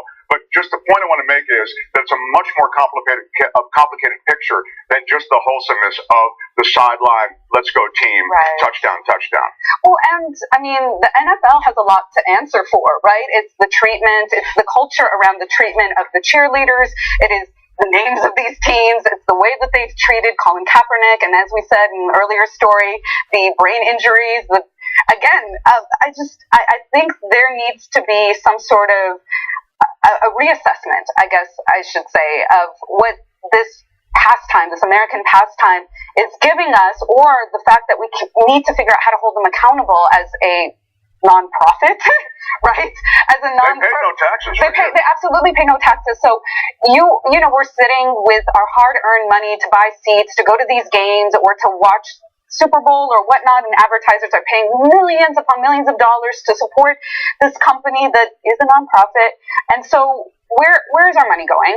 And who's it supporting? And who's really like rolling in the dough around that? And so I just urge folks to really just reassess this organization. And now they have, by the way, they do pay taxes now, but for years the NFL paid no taxes. But I think your fundamental point is, look, this is an industry that we have really allowed to skate, and it's pretty much been the Wild West. They've done whatever they wanted, including, you could argue, colluding against certain players like Colin Kaepernick. There's a reason that guy can't get a job, and it may have to do with an agreement of sorts. Even if it's not a formal one, it's an informal one. So, yes, the NFL has been allowed to skate. No, I think you're right. Okay. Iowa. We're talking about Iowa now. Iowa has passed a bill that would severely restrict abortion rights. So the so-called heartbeat bill would not allow a woman to have an abortion if there is a heartbeat detected. Thing is, heartbeats can be detected as early as 6 weeks into pregnancy. This is actually quite typical. So effectively, it would mean that women would not be able to get abortions, especially in cases where they don't find out that they're pregnant until week 8, 9, or later. So now the bill would actually require women seeking an abortion to first provide an ultrasound that shows there is no heartbeat. Now, the bill has been passed in the House and the Senate, but it has not yet been signed by the governor. However, the governor is very pro-life and is expected to sign the bill. I think I finally figured out what the red line for Trump supporters could be, which is, imagine if there was some revelation that he paid for an abortion for any of his mistresses. That would be amazing, right? I know. Like late stage. It would just be another hypocrisy. It'd be another one. Demonstration of hypocrisy. But okay, so there is no red line. Right, there is no red line. So this is actually beside the point, but it is what is consistent is the fact that he has created a Supreme Court that should this go up to a federal level before it was struck down in terms of like Arkansas and Mississippi. We don't know if Roe versus Wade could be turned over because of Iowa's potential decision to approve this abortion ban. And you know what's really... That is the strategy here. Right. No, it's totally the strategy. And that's why I'm saying it would be really interesting and ironic because the Supreme Court has been stacked to this conservative favor.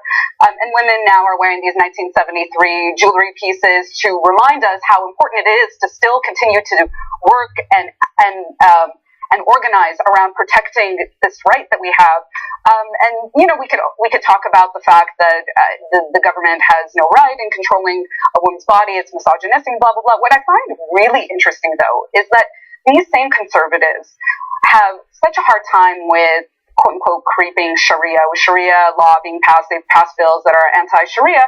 Actually, Sharia is a lot more lax than these conservatives on the issue of abortion for women and for the time period when you can have an abortion. So that's fascinating. Yeah. No, I mean, and it's a lot of things that people don't know. When they're scared, they just react, and they don't even try to find out about the thing that they're afraid of. They just react to it. I mean, you know what? I think what the Middle East really is afraid of is having American conservatism take hold, for real. I mean, like, yes, economic pillaging and extraction and massive wars, death, bombardments, and drones, but like, we don't live like this, really.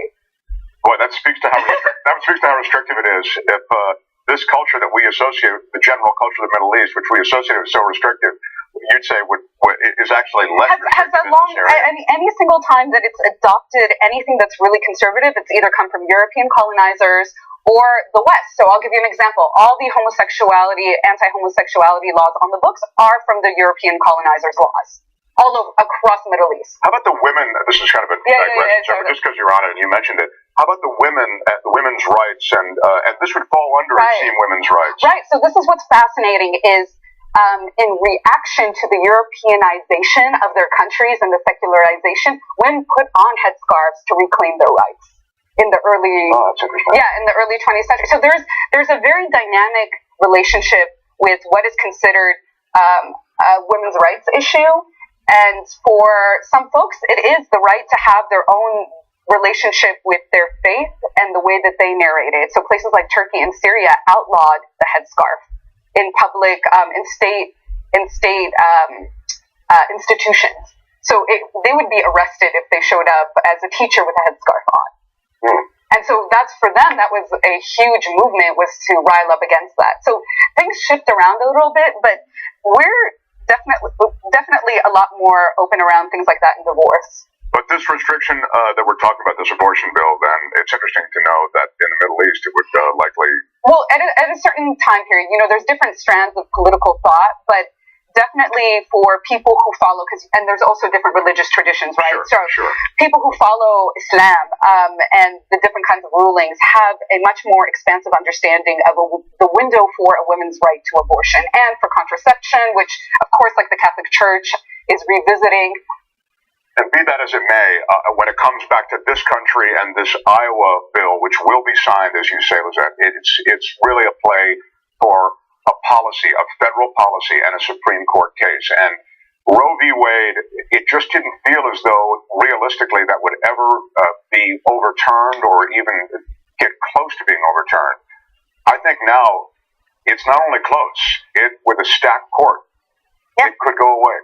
All it takes is a shift in the Supreme Court. So, we like to think of it as sort of a staple of democracy and of our beliefs here in the U.S., but the truth of the matter is, and relies heavily on who is sitting as a judge in the Supreme Court. And that can change. And it breaks my heart that we didn't fight hard enough to fill Scalia's seat and have Oh no, you're gonna make me cry now. Well, and push, and this is what was the disappointing thing about the Obama era. I think there were many key moments when we realized we could have fought for things that would have had some resistance, but clearly, Trump's administration is coming out with all guns out, right? And in ways that the Obama administration could have been more risky, could have been more aggressive, and maybe that wasn't the tactic or the method that the administration wanted to choose because they wanted to constantly work on uniting the country. But it's a shame that seat was open for longer than I guess any other time in history. You're absolutely right. The only path here, though, to take is to move forward and to continue being politically active and engaged so that the worst does not happen. But thanks so much for joining us. Now we're going to take a quick break, and we'll see you soon.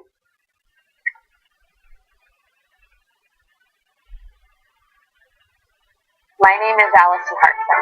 I am a national director with Wolfpack. Pop on those 3D glasses, guys. He's looking crazy. The goal of Wolfpack is to get an amendment to the U.S. Constitution that will allow us to have free and fair elections. It's not the only issue, but it's the first issue, and that's money in politics. The goal of Wolfpack is to get a representative democracy back in this country. The corruption issue affects every other issue. You name it. You can go down the list: education, the environment, the military, the economy. People at the top that are making the most money are the ones that are dictating all of the rules. That is the antithesis of a democracy. Wolfpack has the most intelligent, plausible way to get money out of politics. We have the logical plan.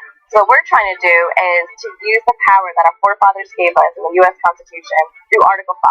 Article 5 is a specific procedure set up in the Constitution to propose amendments to it. You have to work state by state. You need 34 states to make that happen. Vermont, California, Illinois, New Jersey, and Rhode Island. We passed no states so far. One of the hardest parts of my job is that I have to follow her. Give me a break. My name is Mike Manetta. I am a national director of Wolfpack. We have decided to move Wolfpack from defense to offense. We travel from state to state constantly. This year, she was gone from January 2nd until, I think, May, without ever going home once. So that's dedication. I get frustrated and want to quit every other week. No, I'm kidding. Kind of. There are definitely really tough moments, but the most amazing thing about it all is that we get through it together and we get stronger because of it, and we just keep each other going. Like Mike and I, when I'm down, he pushes me forward, and when he's down, I push him forward, and we keep on going and work like a team like that. And that's what we tell our state teams, and that's why they need each other as well, because it takes a lot of tenacity and a lot of perseverance and resiliency to be able to get legislation passed, period, let alone to fix corruption in the most powerful country in the world. When we passed in California, that was my first win that I got to personally enjoy. That was amazing. I think I was hooked, officially hooked at that point. I was in Rhode Island when we passed. I was probably there every single day that week, just standing outside, holding up signs, waiting for legislators. 2 years of really, really hard work condensed into this one amazing moment of victory. To have those moments, it literally makes everything that we do so much more rewarding. If people are truly sick and tired of sitting by and watching what's happening to this country, and if people are truly sick and tired of just talking about it and tweeting about it and liking it and sharing it on Facebook, it's time to take action and get out on the streets and get involved and learn how to get involved even if you don't know how to. You cannot just complain from the sidelines in this day and age. There is too much going on. We need to do this now. There is no time to waste. Anybody who wants to get involved, is curious, is a little scared, but would like to know how to possibly start learning how to make this happen, should go to wolf-pac.com, wolf-pac.com, and sign up to volunteer. No experience necessary. The facts are on our side. The history is on our side. The public opinion is on our side, both on the policy and the procedure. We're going to find more success, and we will get this amendment. There's no other option for me.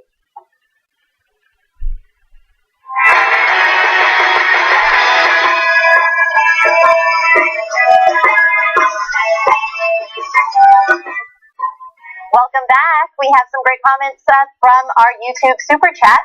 So Ruth Iverson says, "This is why I hate football. It's bad in all ways." Well, I don't know about that. It's bad for the players' health too. Okay, there's that. That's true. We talked bad about for the other women reasons who are why the cheerleaders. There's that. Bad for the public the way we wrap the military and the flag in the opening ceremonies. There's that. It's too expensive. It's all about money. There's that. Racist, all right, maybe. Racist mascots. Oh, yeah, racist mascot. No, there's a lot. Look, it's clearly become the American sport, although as the demographics change, maybe soccer will become the American sport, but the NFL has a tremendous, even as I know the NFL ratings are slightly down very modestly, but I think it's a fair point that we begin to see in more naked terms the problems with a lot of things in the NFL, from the head injuries to the way the cheerleaders are treated to the way the national anthem and military is wrapped up in and how the military is wrapped up in the national anthem, so they permit it played at the beginning of every game. It becomes an orgy of stuff that we're not necessarily comfortable with. As you look at it's a Roman Empire gladiator scenario, sure, right? It is. People are just like headbutting, and it's to create some sort of patriotism around the state as well, because it's the American sport. So I don't know, cricket, maybe lacrosse. No, as a longtime fan, it's hard to let go of something that's so woven into the culture of being an American and being around hearing America. Amalu say, when somebody asked him a question on this conference call, they said, how many butts to the head is enough? And he said, one. That's it. That's enough to be just disastrous for your whole life. And getting back to the cheerleaders, just moving away a little bit from the football players, Brian Sontag says, that's by definition human trafficking. This is an absolute disgusting rich man's tradition. We were talking about gladiators, and maybe it dates back to way, way long ago. Those cheerleaders in the gladiator times are really mistreated, though, just to be clear. Now, Ishka Bibble says, all these cheerleaders should join a union and go on strike. Do it, ladies. And Dances Whiff says, you ever notice Second Amendment neo-Nazi protesters get police protection? Every other protest group gets mace, water cannons, balloons, rubber bullets, and arrested. Nice observation. Totally accurate. That actually is a fair point. Thank you so much for your comments, guys. Okay. Macron continues to strive to make our planet great again. And scientists are fleeing to France to make it happen. So 6 of the 14 scientists elected for Macron's initiative are from the U.S. and will each receive at least $600,000 to research various different climate projects. Now, you can take a look here at Macron speaking about the initiative and maybe some reason why he decided to launch it.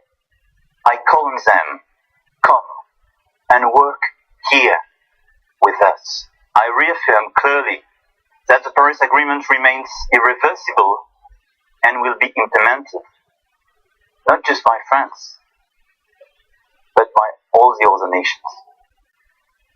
We will succeed, because we are fully committed. Because wherever we live, whoever we are, we all share the same responsibility. Make our planet great again. So wow, that's a broadside of Trump. Make our planet great again. Yeah. I think it has a lot to do with Trump pulling out of the Paris climate agreements, and the cheeky name makes it pretty obvious that Macron is responding here to policies that he completely disagrees with. Now, I should say this was launched back in December, and there were 18 scientists elected then. 13 of those scientists were also American. So this, I think, is great in that we have countries that are supporting climate research and are looking towards the future to protect our planet. But I'm really sad to say that I think for the U.S. it means we're experiencing a brain drain, right? We have scientists who no longer are able to easily get grants and funding for their research. They're not being backed by current policies in the government. And there are other policies that are also keeping people from doing research here in the U.S. You know, there's a lot of immigration policies that require that after people get a great American education here at some of our top universities, they're then asked to go back home to their home countries and not allowed to stay and give back once they've completed their degree. So it's great that it's happening somewhere, and I'm happy that it's happening in France. I really wish that it were happening here at home as well. Well, it's great that it's happening somewhere, and it's great that he is underscoring the way he is that it's not happening here, right? He's addressing an American audience. I think in part he's speaking English. And by the way, I always thought the British accent was the best way to speak English, but now I think that French accent is pretty powerful too. He's quite compelling in his remarks. But of course, Lizette's right that there is a brain drain. More and more scientists are finding there is no federal funding here. They're having to go overseas. You saw a bunch of scientists, climate scientists primarily, leave the EPA. You've seen scientists leave the CDC. These are organizations that aren't supporting scientific research any longer. And so scientists and minds that are associated with so much research are having to go elsewhere. Yeah, I mean, it's also, I just want to hit the point of brain drain, then I'll go to Macron's comments. It's also our immigration policies that are preventing people who are trained in other countries who before used to come here and be part of the research around climate change in the sciences as well. And I mean, to be honest, there are a lot of folks outside of this country who are trained around the sciences much better than we are because there is substantial government funding. So there's that also. So it's not just the impulse to go to another country, but who's coming into our country as well. We're banning that. And of course there's the Muslim ban too, which is a great preventative around that. I love to hear this from France, except why you gotta lie, Macron? I mean, he says France has always led fights for human rights. Are you kidding me? At the same time you're recolonizing West Africa? Please, like, just tell us what you're doing. Don't add on that layer of patriotism, which is unnecessary because the French are just really obsessed with being cultural heroes. Maybe he feels like, hey, I'm spending, more than $500,000 per researcher here. I can, throw in some marketing for my country. Yeah, but I mean, there's also probably emissions issues that they have to deal with internally. I mean, this is a whole sort of conversation, and I'm not crazy about Make Our Planet Great Again either, because first of all, Make America Great Again was a line that strangely enough came from an Octavia Butler novel called Parable of the Talents, and was the slogan, I think her novel came out in the 1990s, was a slogan for a fascist leader. Well, Ronald Reagan used it first, and he was using it. Oh, that's right. That's right. She did take it from that. Yeah. But your point. We're reaffirming. I thought he was skewering Trump with that line. I mean, that was the reason he used it. No, I think like slogans like "Make America Great Again," "Make Our Planet Great Again," all slogans go through different iterations. They have different meanings, so you need to put them in context here. I think what's important about it here is that he's taking a slogan that means almost exactly the opposite of its original meaning and reappropriating and saying, hey, really, let's not focus on who we are as a country and be blinded to the rest of the world, but take a more holistic approach to policy and think about our fellow human being, not just our fellow citizen. We're not going to do the meat story. There's no time. There's a startup that's going to grow meat in a lab and would take so much pressure off of livestock and the planet as a whole. And we'll do it another time. But listen, I know there's no time to do it now. But as a non-animal consumer, that meaning a vegan, I wish there was more of that. Me too. Hey. All right. You're leaving me hanging. Oh, sorry about that. Dang. No. Also as well, and this is something we don't pay attention to enough, which is the amount of meat consumption that leads to the strain on our global resources, adds to greenhouse gases, takes away from our water supply, and it's so simple. We could either eat some of this meat or reduce our consumption to, instead of 7 days a week or 5 days a week, to 2 days a week, and we could transform the planet. Yeah, but anyway, I didn't mean to take, I knew we were out of time, we're going to get to it, and they're growing these meat cells in a lab, which will be, so much pressure off the planet. So it would really be the greatest step that we could take if we were just to get off of animal, livestock, sustaining this planet. How long have you been a vegan, did you say? 6.5 years, I guess. Wow. Yeah, I was a vegan for almost 4 years, vegetarian for over 10. Come on back. You can come back. Yeah, there's no good reason for me to stay an omnivore. always consider going back. So yes, I agree with you. I should go back. It's only gotten easier to be one. Anybody, it really has. I think if they can really get this laboratory meat to a certain threshold and get it into distribution, that'll make a big difference. So. Yeah, I think these two stories dovetailed as well. So, well, I don't know if this will make it to the clip, but thank you so much for joining us. This was really fun, Nathan and Mark. I enjoyed chatting with you. Love your perspectives and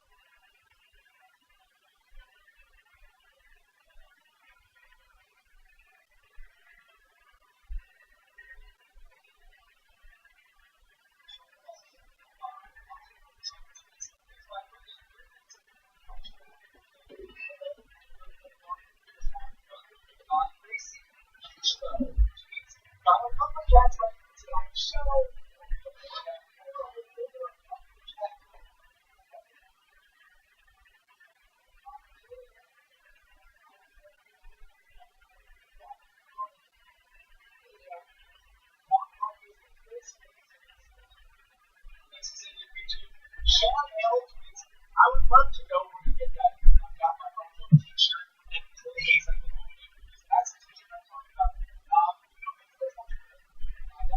Find out what it is. Also, I see one of those things surrounding that t-shirt. No, don't. 56 feet, get the air in the house, and then there's the top there. This is so cool. I am trying to get something to and I don't want all the things.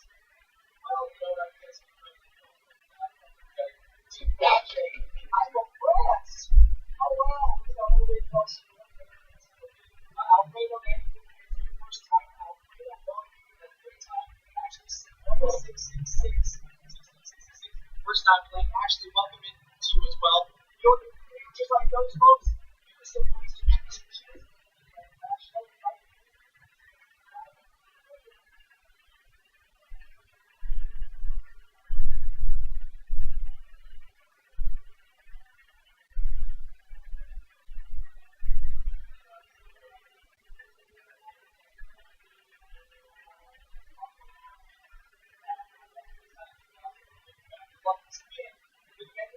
Show tonight. Make sure you come back to that. Yeah, it is trivia time.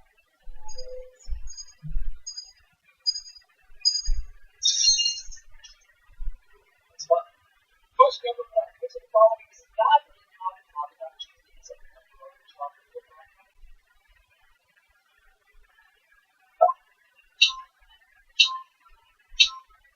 I don't care what's on the pizza.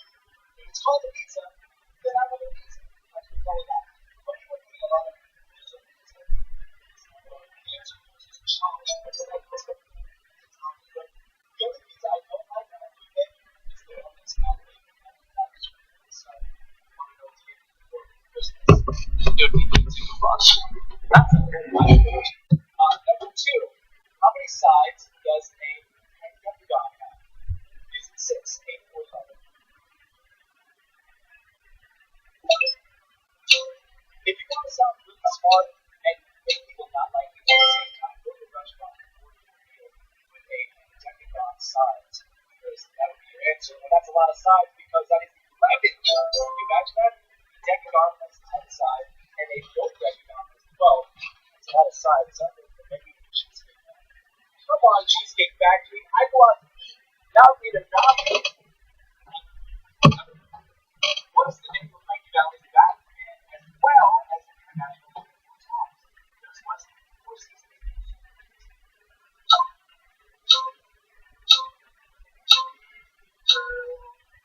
They don't cry, they don't cry. You're right, though. You think it's right. Band renamed themselves after the bowling alley in which they failed an earlier audition, and that made the bowling alley his answer. You know,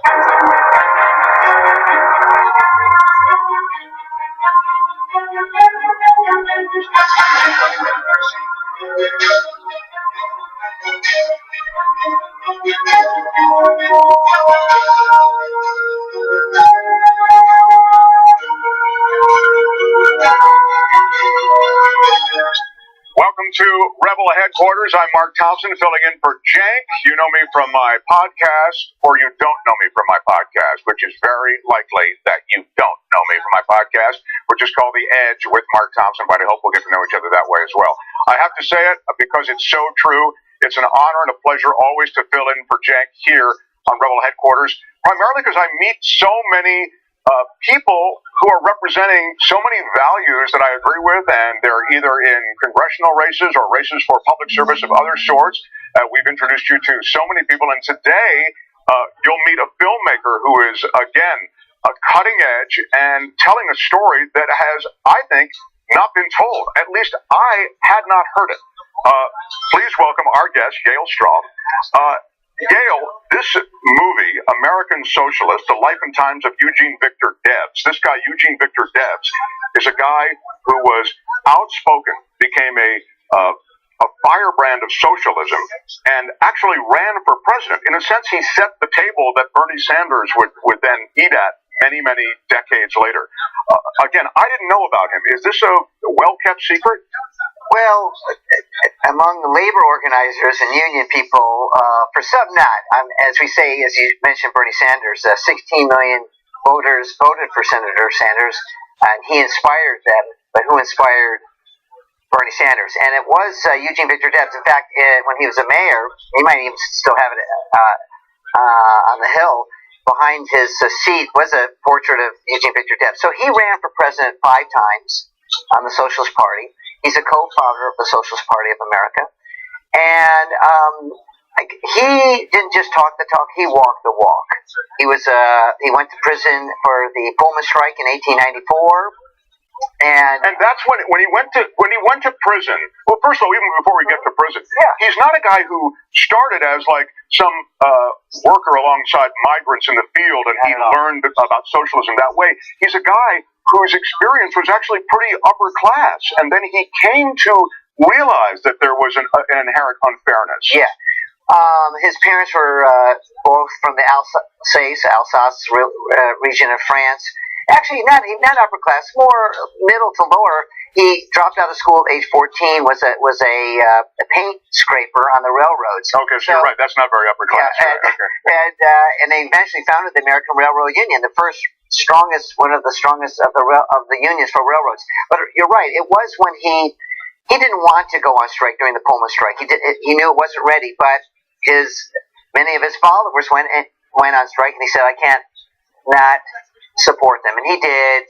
Grover Cleveland said, if any of the mail that's being carried on the Pullman cars is not allowed to cross state line, that is a federal offense. Well, of course, by definition, it wasn't going to work out. It wasn't going to work out. So they gave him a sentence of 6 months, and while he was in prison, he begins reading Karl Marx and Engels and others. And you're right. And slowly, he starts to see, you know what? I think there's a different way, perhaps a better way, an alternative way of governing ourselves, certainly economically.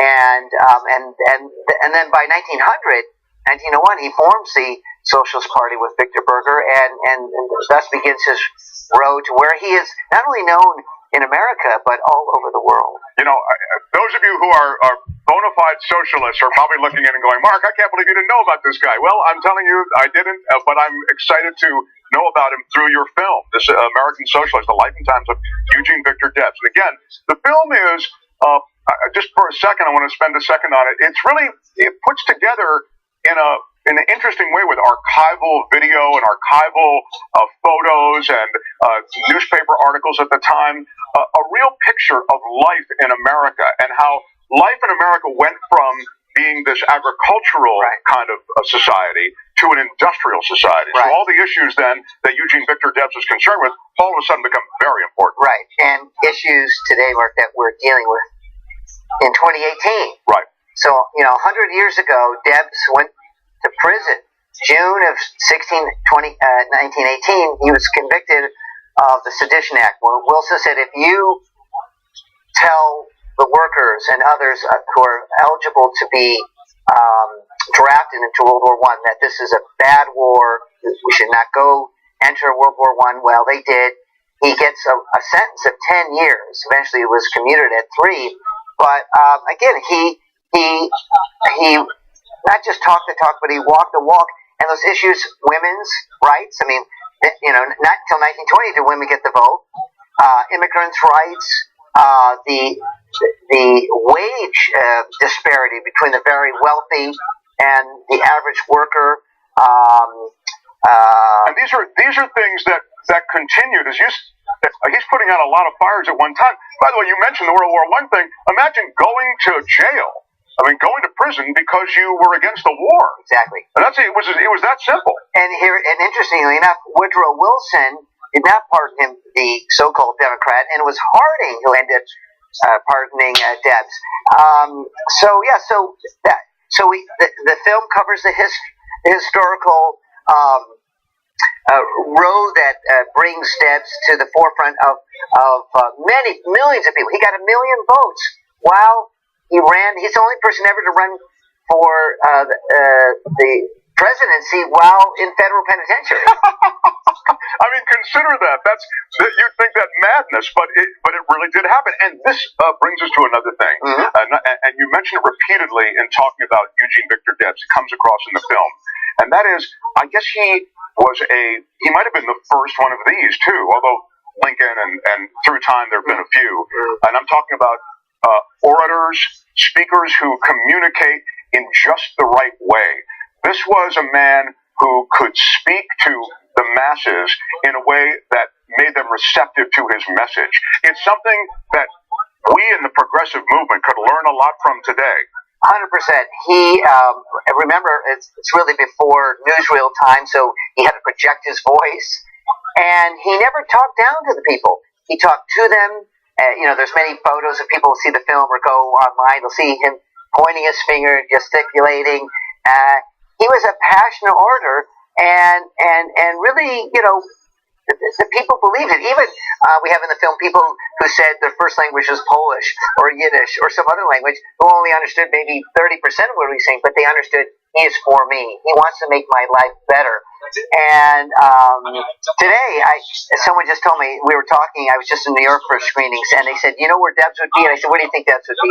He'd be right now walking with the teachers who are on strike in Arizona. That's what it kind of meant. He'd be on the line. He wouldn't be talking from Washington about the no. He said, no, I'm spending every day and night until they get what they deserve. Yeah, you could see that this is a guy who really followed his convictions, The sellouts that we see, the political sellout that we see in Washington now, and we see it on both sides, Democrats and Republicans. That is no part of Eugene Victor Debs. None whatsoever. To every cell in his body, he is a man of his conviction. It's interesting, and maybe this is why I had a sense that he was from money. His personal story is a little more complicated because he didn't marry someone who was kind of into the good life. Oh, yes, she did come from money, definitely. And there was a separation between them because she certainly from the very beginning, really. I mean, they had obviously a mutual respect. They did have a love, but slowly as Nick Salvatore, one of the great biographers who wrote about Debs, says, pretty much after they married, they were on two boulders that were drifting apart. And that was, that's his personal life. They never had children. She had a nephew from her side of the family that they did some raising for some years. And so I even mentioned in the film, he did have an affair with a woman for 10 years. They kept sort of on the down low. Why do I bring these up? Because to show him he's a human. He didn't walk on water. None of us walk on water.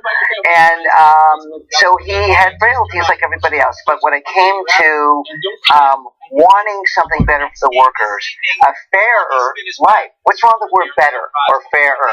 Right? Why does greed have to be the end all and be all of capitalism? And also I want to add is he was able to project it in an American way, in a way that some people may say, oh, he's going to talk about it in a Germanic way, or the Russian way, or European. He put it in values, in Christian values. Right. He said, to be a true Christian, it's an act of socialism. I mean, to worry about those who have less than you, et cetera, et cetera. And a lot of people might not realize some of his strongest support came from Texas, Oklahoma, Kansas, Arkansas, Nebraska, places today we consider rather red. Sure. Yeah, it's interesting, our view of socialism, what it is, what it was. I don't know that we all have a clear picture. That's why the film is so powerful that way. And it's just a great story. You weave a great narrative. Now, where can people see this movie? Well, right now it's a true indie. We don't have a lot of money behind it, but it's a very good film, narrated by Amy Madigan. So it's opening this week, May 4th, in Los Angeles. It's going to play in D.C., May 22nd at Labor Fest, Cleveland Museum of Art, June 12th through 15th, and my home city right now, San Diego, May 11th. But the thing is, a lot of people out there are going to say, but yeah, when's it coming to us? July 4th, it will come to the nation, whether downloading iTunes or Amazon and DVD. So it we're going to give the nation a present on July 4th. And if you have questions, again, you can probably just put it into a general search and you'll get American Socialist, the life and times of Eugene Victor Debs. Right. But the website we have here, and there it is in a excellent, easy to digest graphic, lemley.com/films 43530. I'm so proud of the work you've done, Yale Strong. Thank you. It's a real pleasure to be here. A real pleasure. Thank you for having me so much. Yeah, congratulations. Thank you. Rebel Headquarters. We'll be back.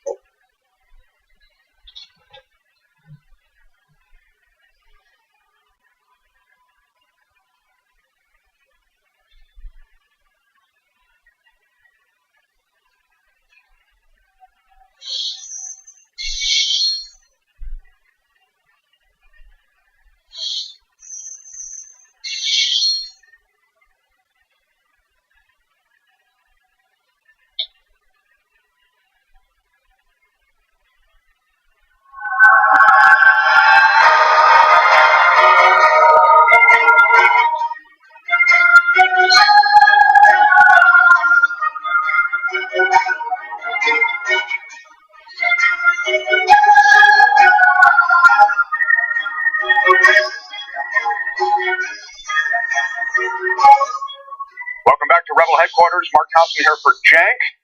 And you're about to meet a true activist who is running for office in Michigan's state, District 49. There is an open seat. The incumbent has reached his term limit, and this is an exciting personality. Lashaiva Darasaw. Hi, Lashaiva. Welcome. Lashaya. Hey, how are now, you? Now, I said Lashaya, and then it says here Lashaya. It is Lashaya. Yes, it is. I tell you, people will be fired over this, Lashaya. That's all I'm saying. No, I'm teasing, but it is a pleasure to have you on. Thank you. Apologies again. It was just the pronouncer. Now, there's so much about you that I'm excited about. One of the things is that you're such an activist, and you've been very active around the issue of water in Flint, Michigan. Yeah, I have. It's been about 4 years since I started in the activism world. And the issues surrounding water actually have a lot to do with other activism you've been involved with. I know you were against the state's approval to allow Nestle to take 500,000 gallons of water a day for $200 a year. I mean, that's just robbery, right? This huge company, Nestle, comes in for $200 a year and is essentially stealing water from Michigan. Mm-hmm. And then selling it back to Flint at 7,000% markup. It's ridiculous. I mean, $200 per year. There's people paying over $200 per month in the city of Flint for water that they can't even use. So it was water and these issues around water that really initiated your activism, it seems, and has really propelled you into this race for Congress and this congressional seat. So has water been the thing that has also created some momentum behind your candidacy, or there are other issues as well? Well, water is one of my main issues, but there's other things that have really riled me up into wanting to run. Just overall, the way that our state and our country is being ran at the current moment does not reflect the citizens that's in the actual country. So we need a lot more people to come together to stand up and fight back. Like there's so much going on right now. We all need unity. So that's one of the other things that just really got me riled up to want to run for office. It's the state house. You got the endorsement of the Progressive Caucus of Michigan. It's your first campaign. I also like the fact that you're not a slickster. You know, you don't come out with a bunch of talking points. You come with an authenticity and a personal experience that I think really informs your candidacy. Yeah. So the Progressive Caucus was one of my first endorsements. I was very, very thankful to have it. It means the most to me because the progressive values that they have are also values that I deeply believe in on a personal level, and that's what politics is really about. It's more than just about policy; it's about people. What's happening in Flint? Can you tell us where that stands and why it stands, where it stands? I mean, all we hear is that Flint still doesn't have clean water. Yeah, Flint doesn't still have clean water, and it's much more than just lead. A lot of people only have heard about the lead in the water, but there's other things in the water such as copper, TPHMs, a multitude of bacteria and chemicals like chlorine in the water. Last month now, April 6th is when they closed the water pods. Pods are points of distribution. That's where the bottled water was being given out to people and families who actually need it, and that was what stopped April 6th, like a few days right after Nestle got approved for the permit to get that 500,000 gallons of water per day. So where are we on the timeline here? Where is the end of all of this? I don't know. All the pipes still have not been replaced yet. We are on a fast start program, but it's apparently not quick enough because with the water pods closing, people are in panic. You know, they're afraid. They don't know what's going to happen to them and their families. So that timeline that we're talking about needs to happen much quicker because we aren't even sure what that timeline is looking like. And listen, let's make no mistake about it. This is a community that if it was moneyed and if it was a different color, I suspect there would be much faster action. There really couldn't be much slower action on this issue. No, 4 years later, literally 4 years later, we're still fighting the same exact fight that we have been fighting for 4 years. It's ridiculous. If it hadn't been another community, those would have been done much quicker. But, you know, we're a town where majority of it is in poverty. So, yeah, it's much more than it's a class issue. I see it as a class issue. I think it most certainly is. Lashaya Darsow, in Michigan, I know not only is the water of concern for you, but it seems, and this could arguably be have some overlap with the water issue, certainly as it relates to Flint, and that is a transparency with this government oversight. There's so much it would seem is done in the dark. Mm-hmm. So we have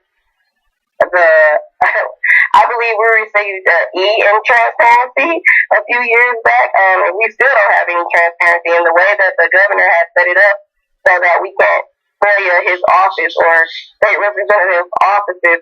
Is definitely about transparency. It's definitely about oversight. We need more oversight for the MPEQ. We need more oversight for the EPA.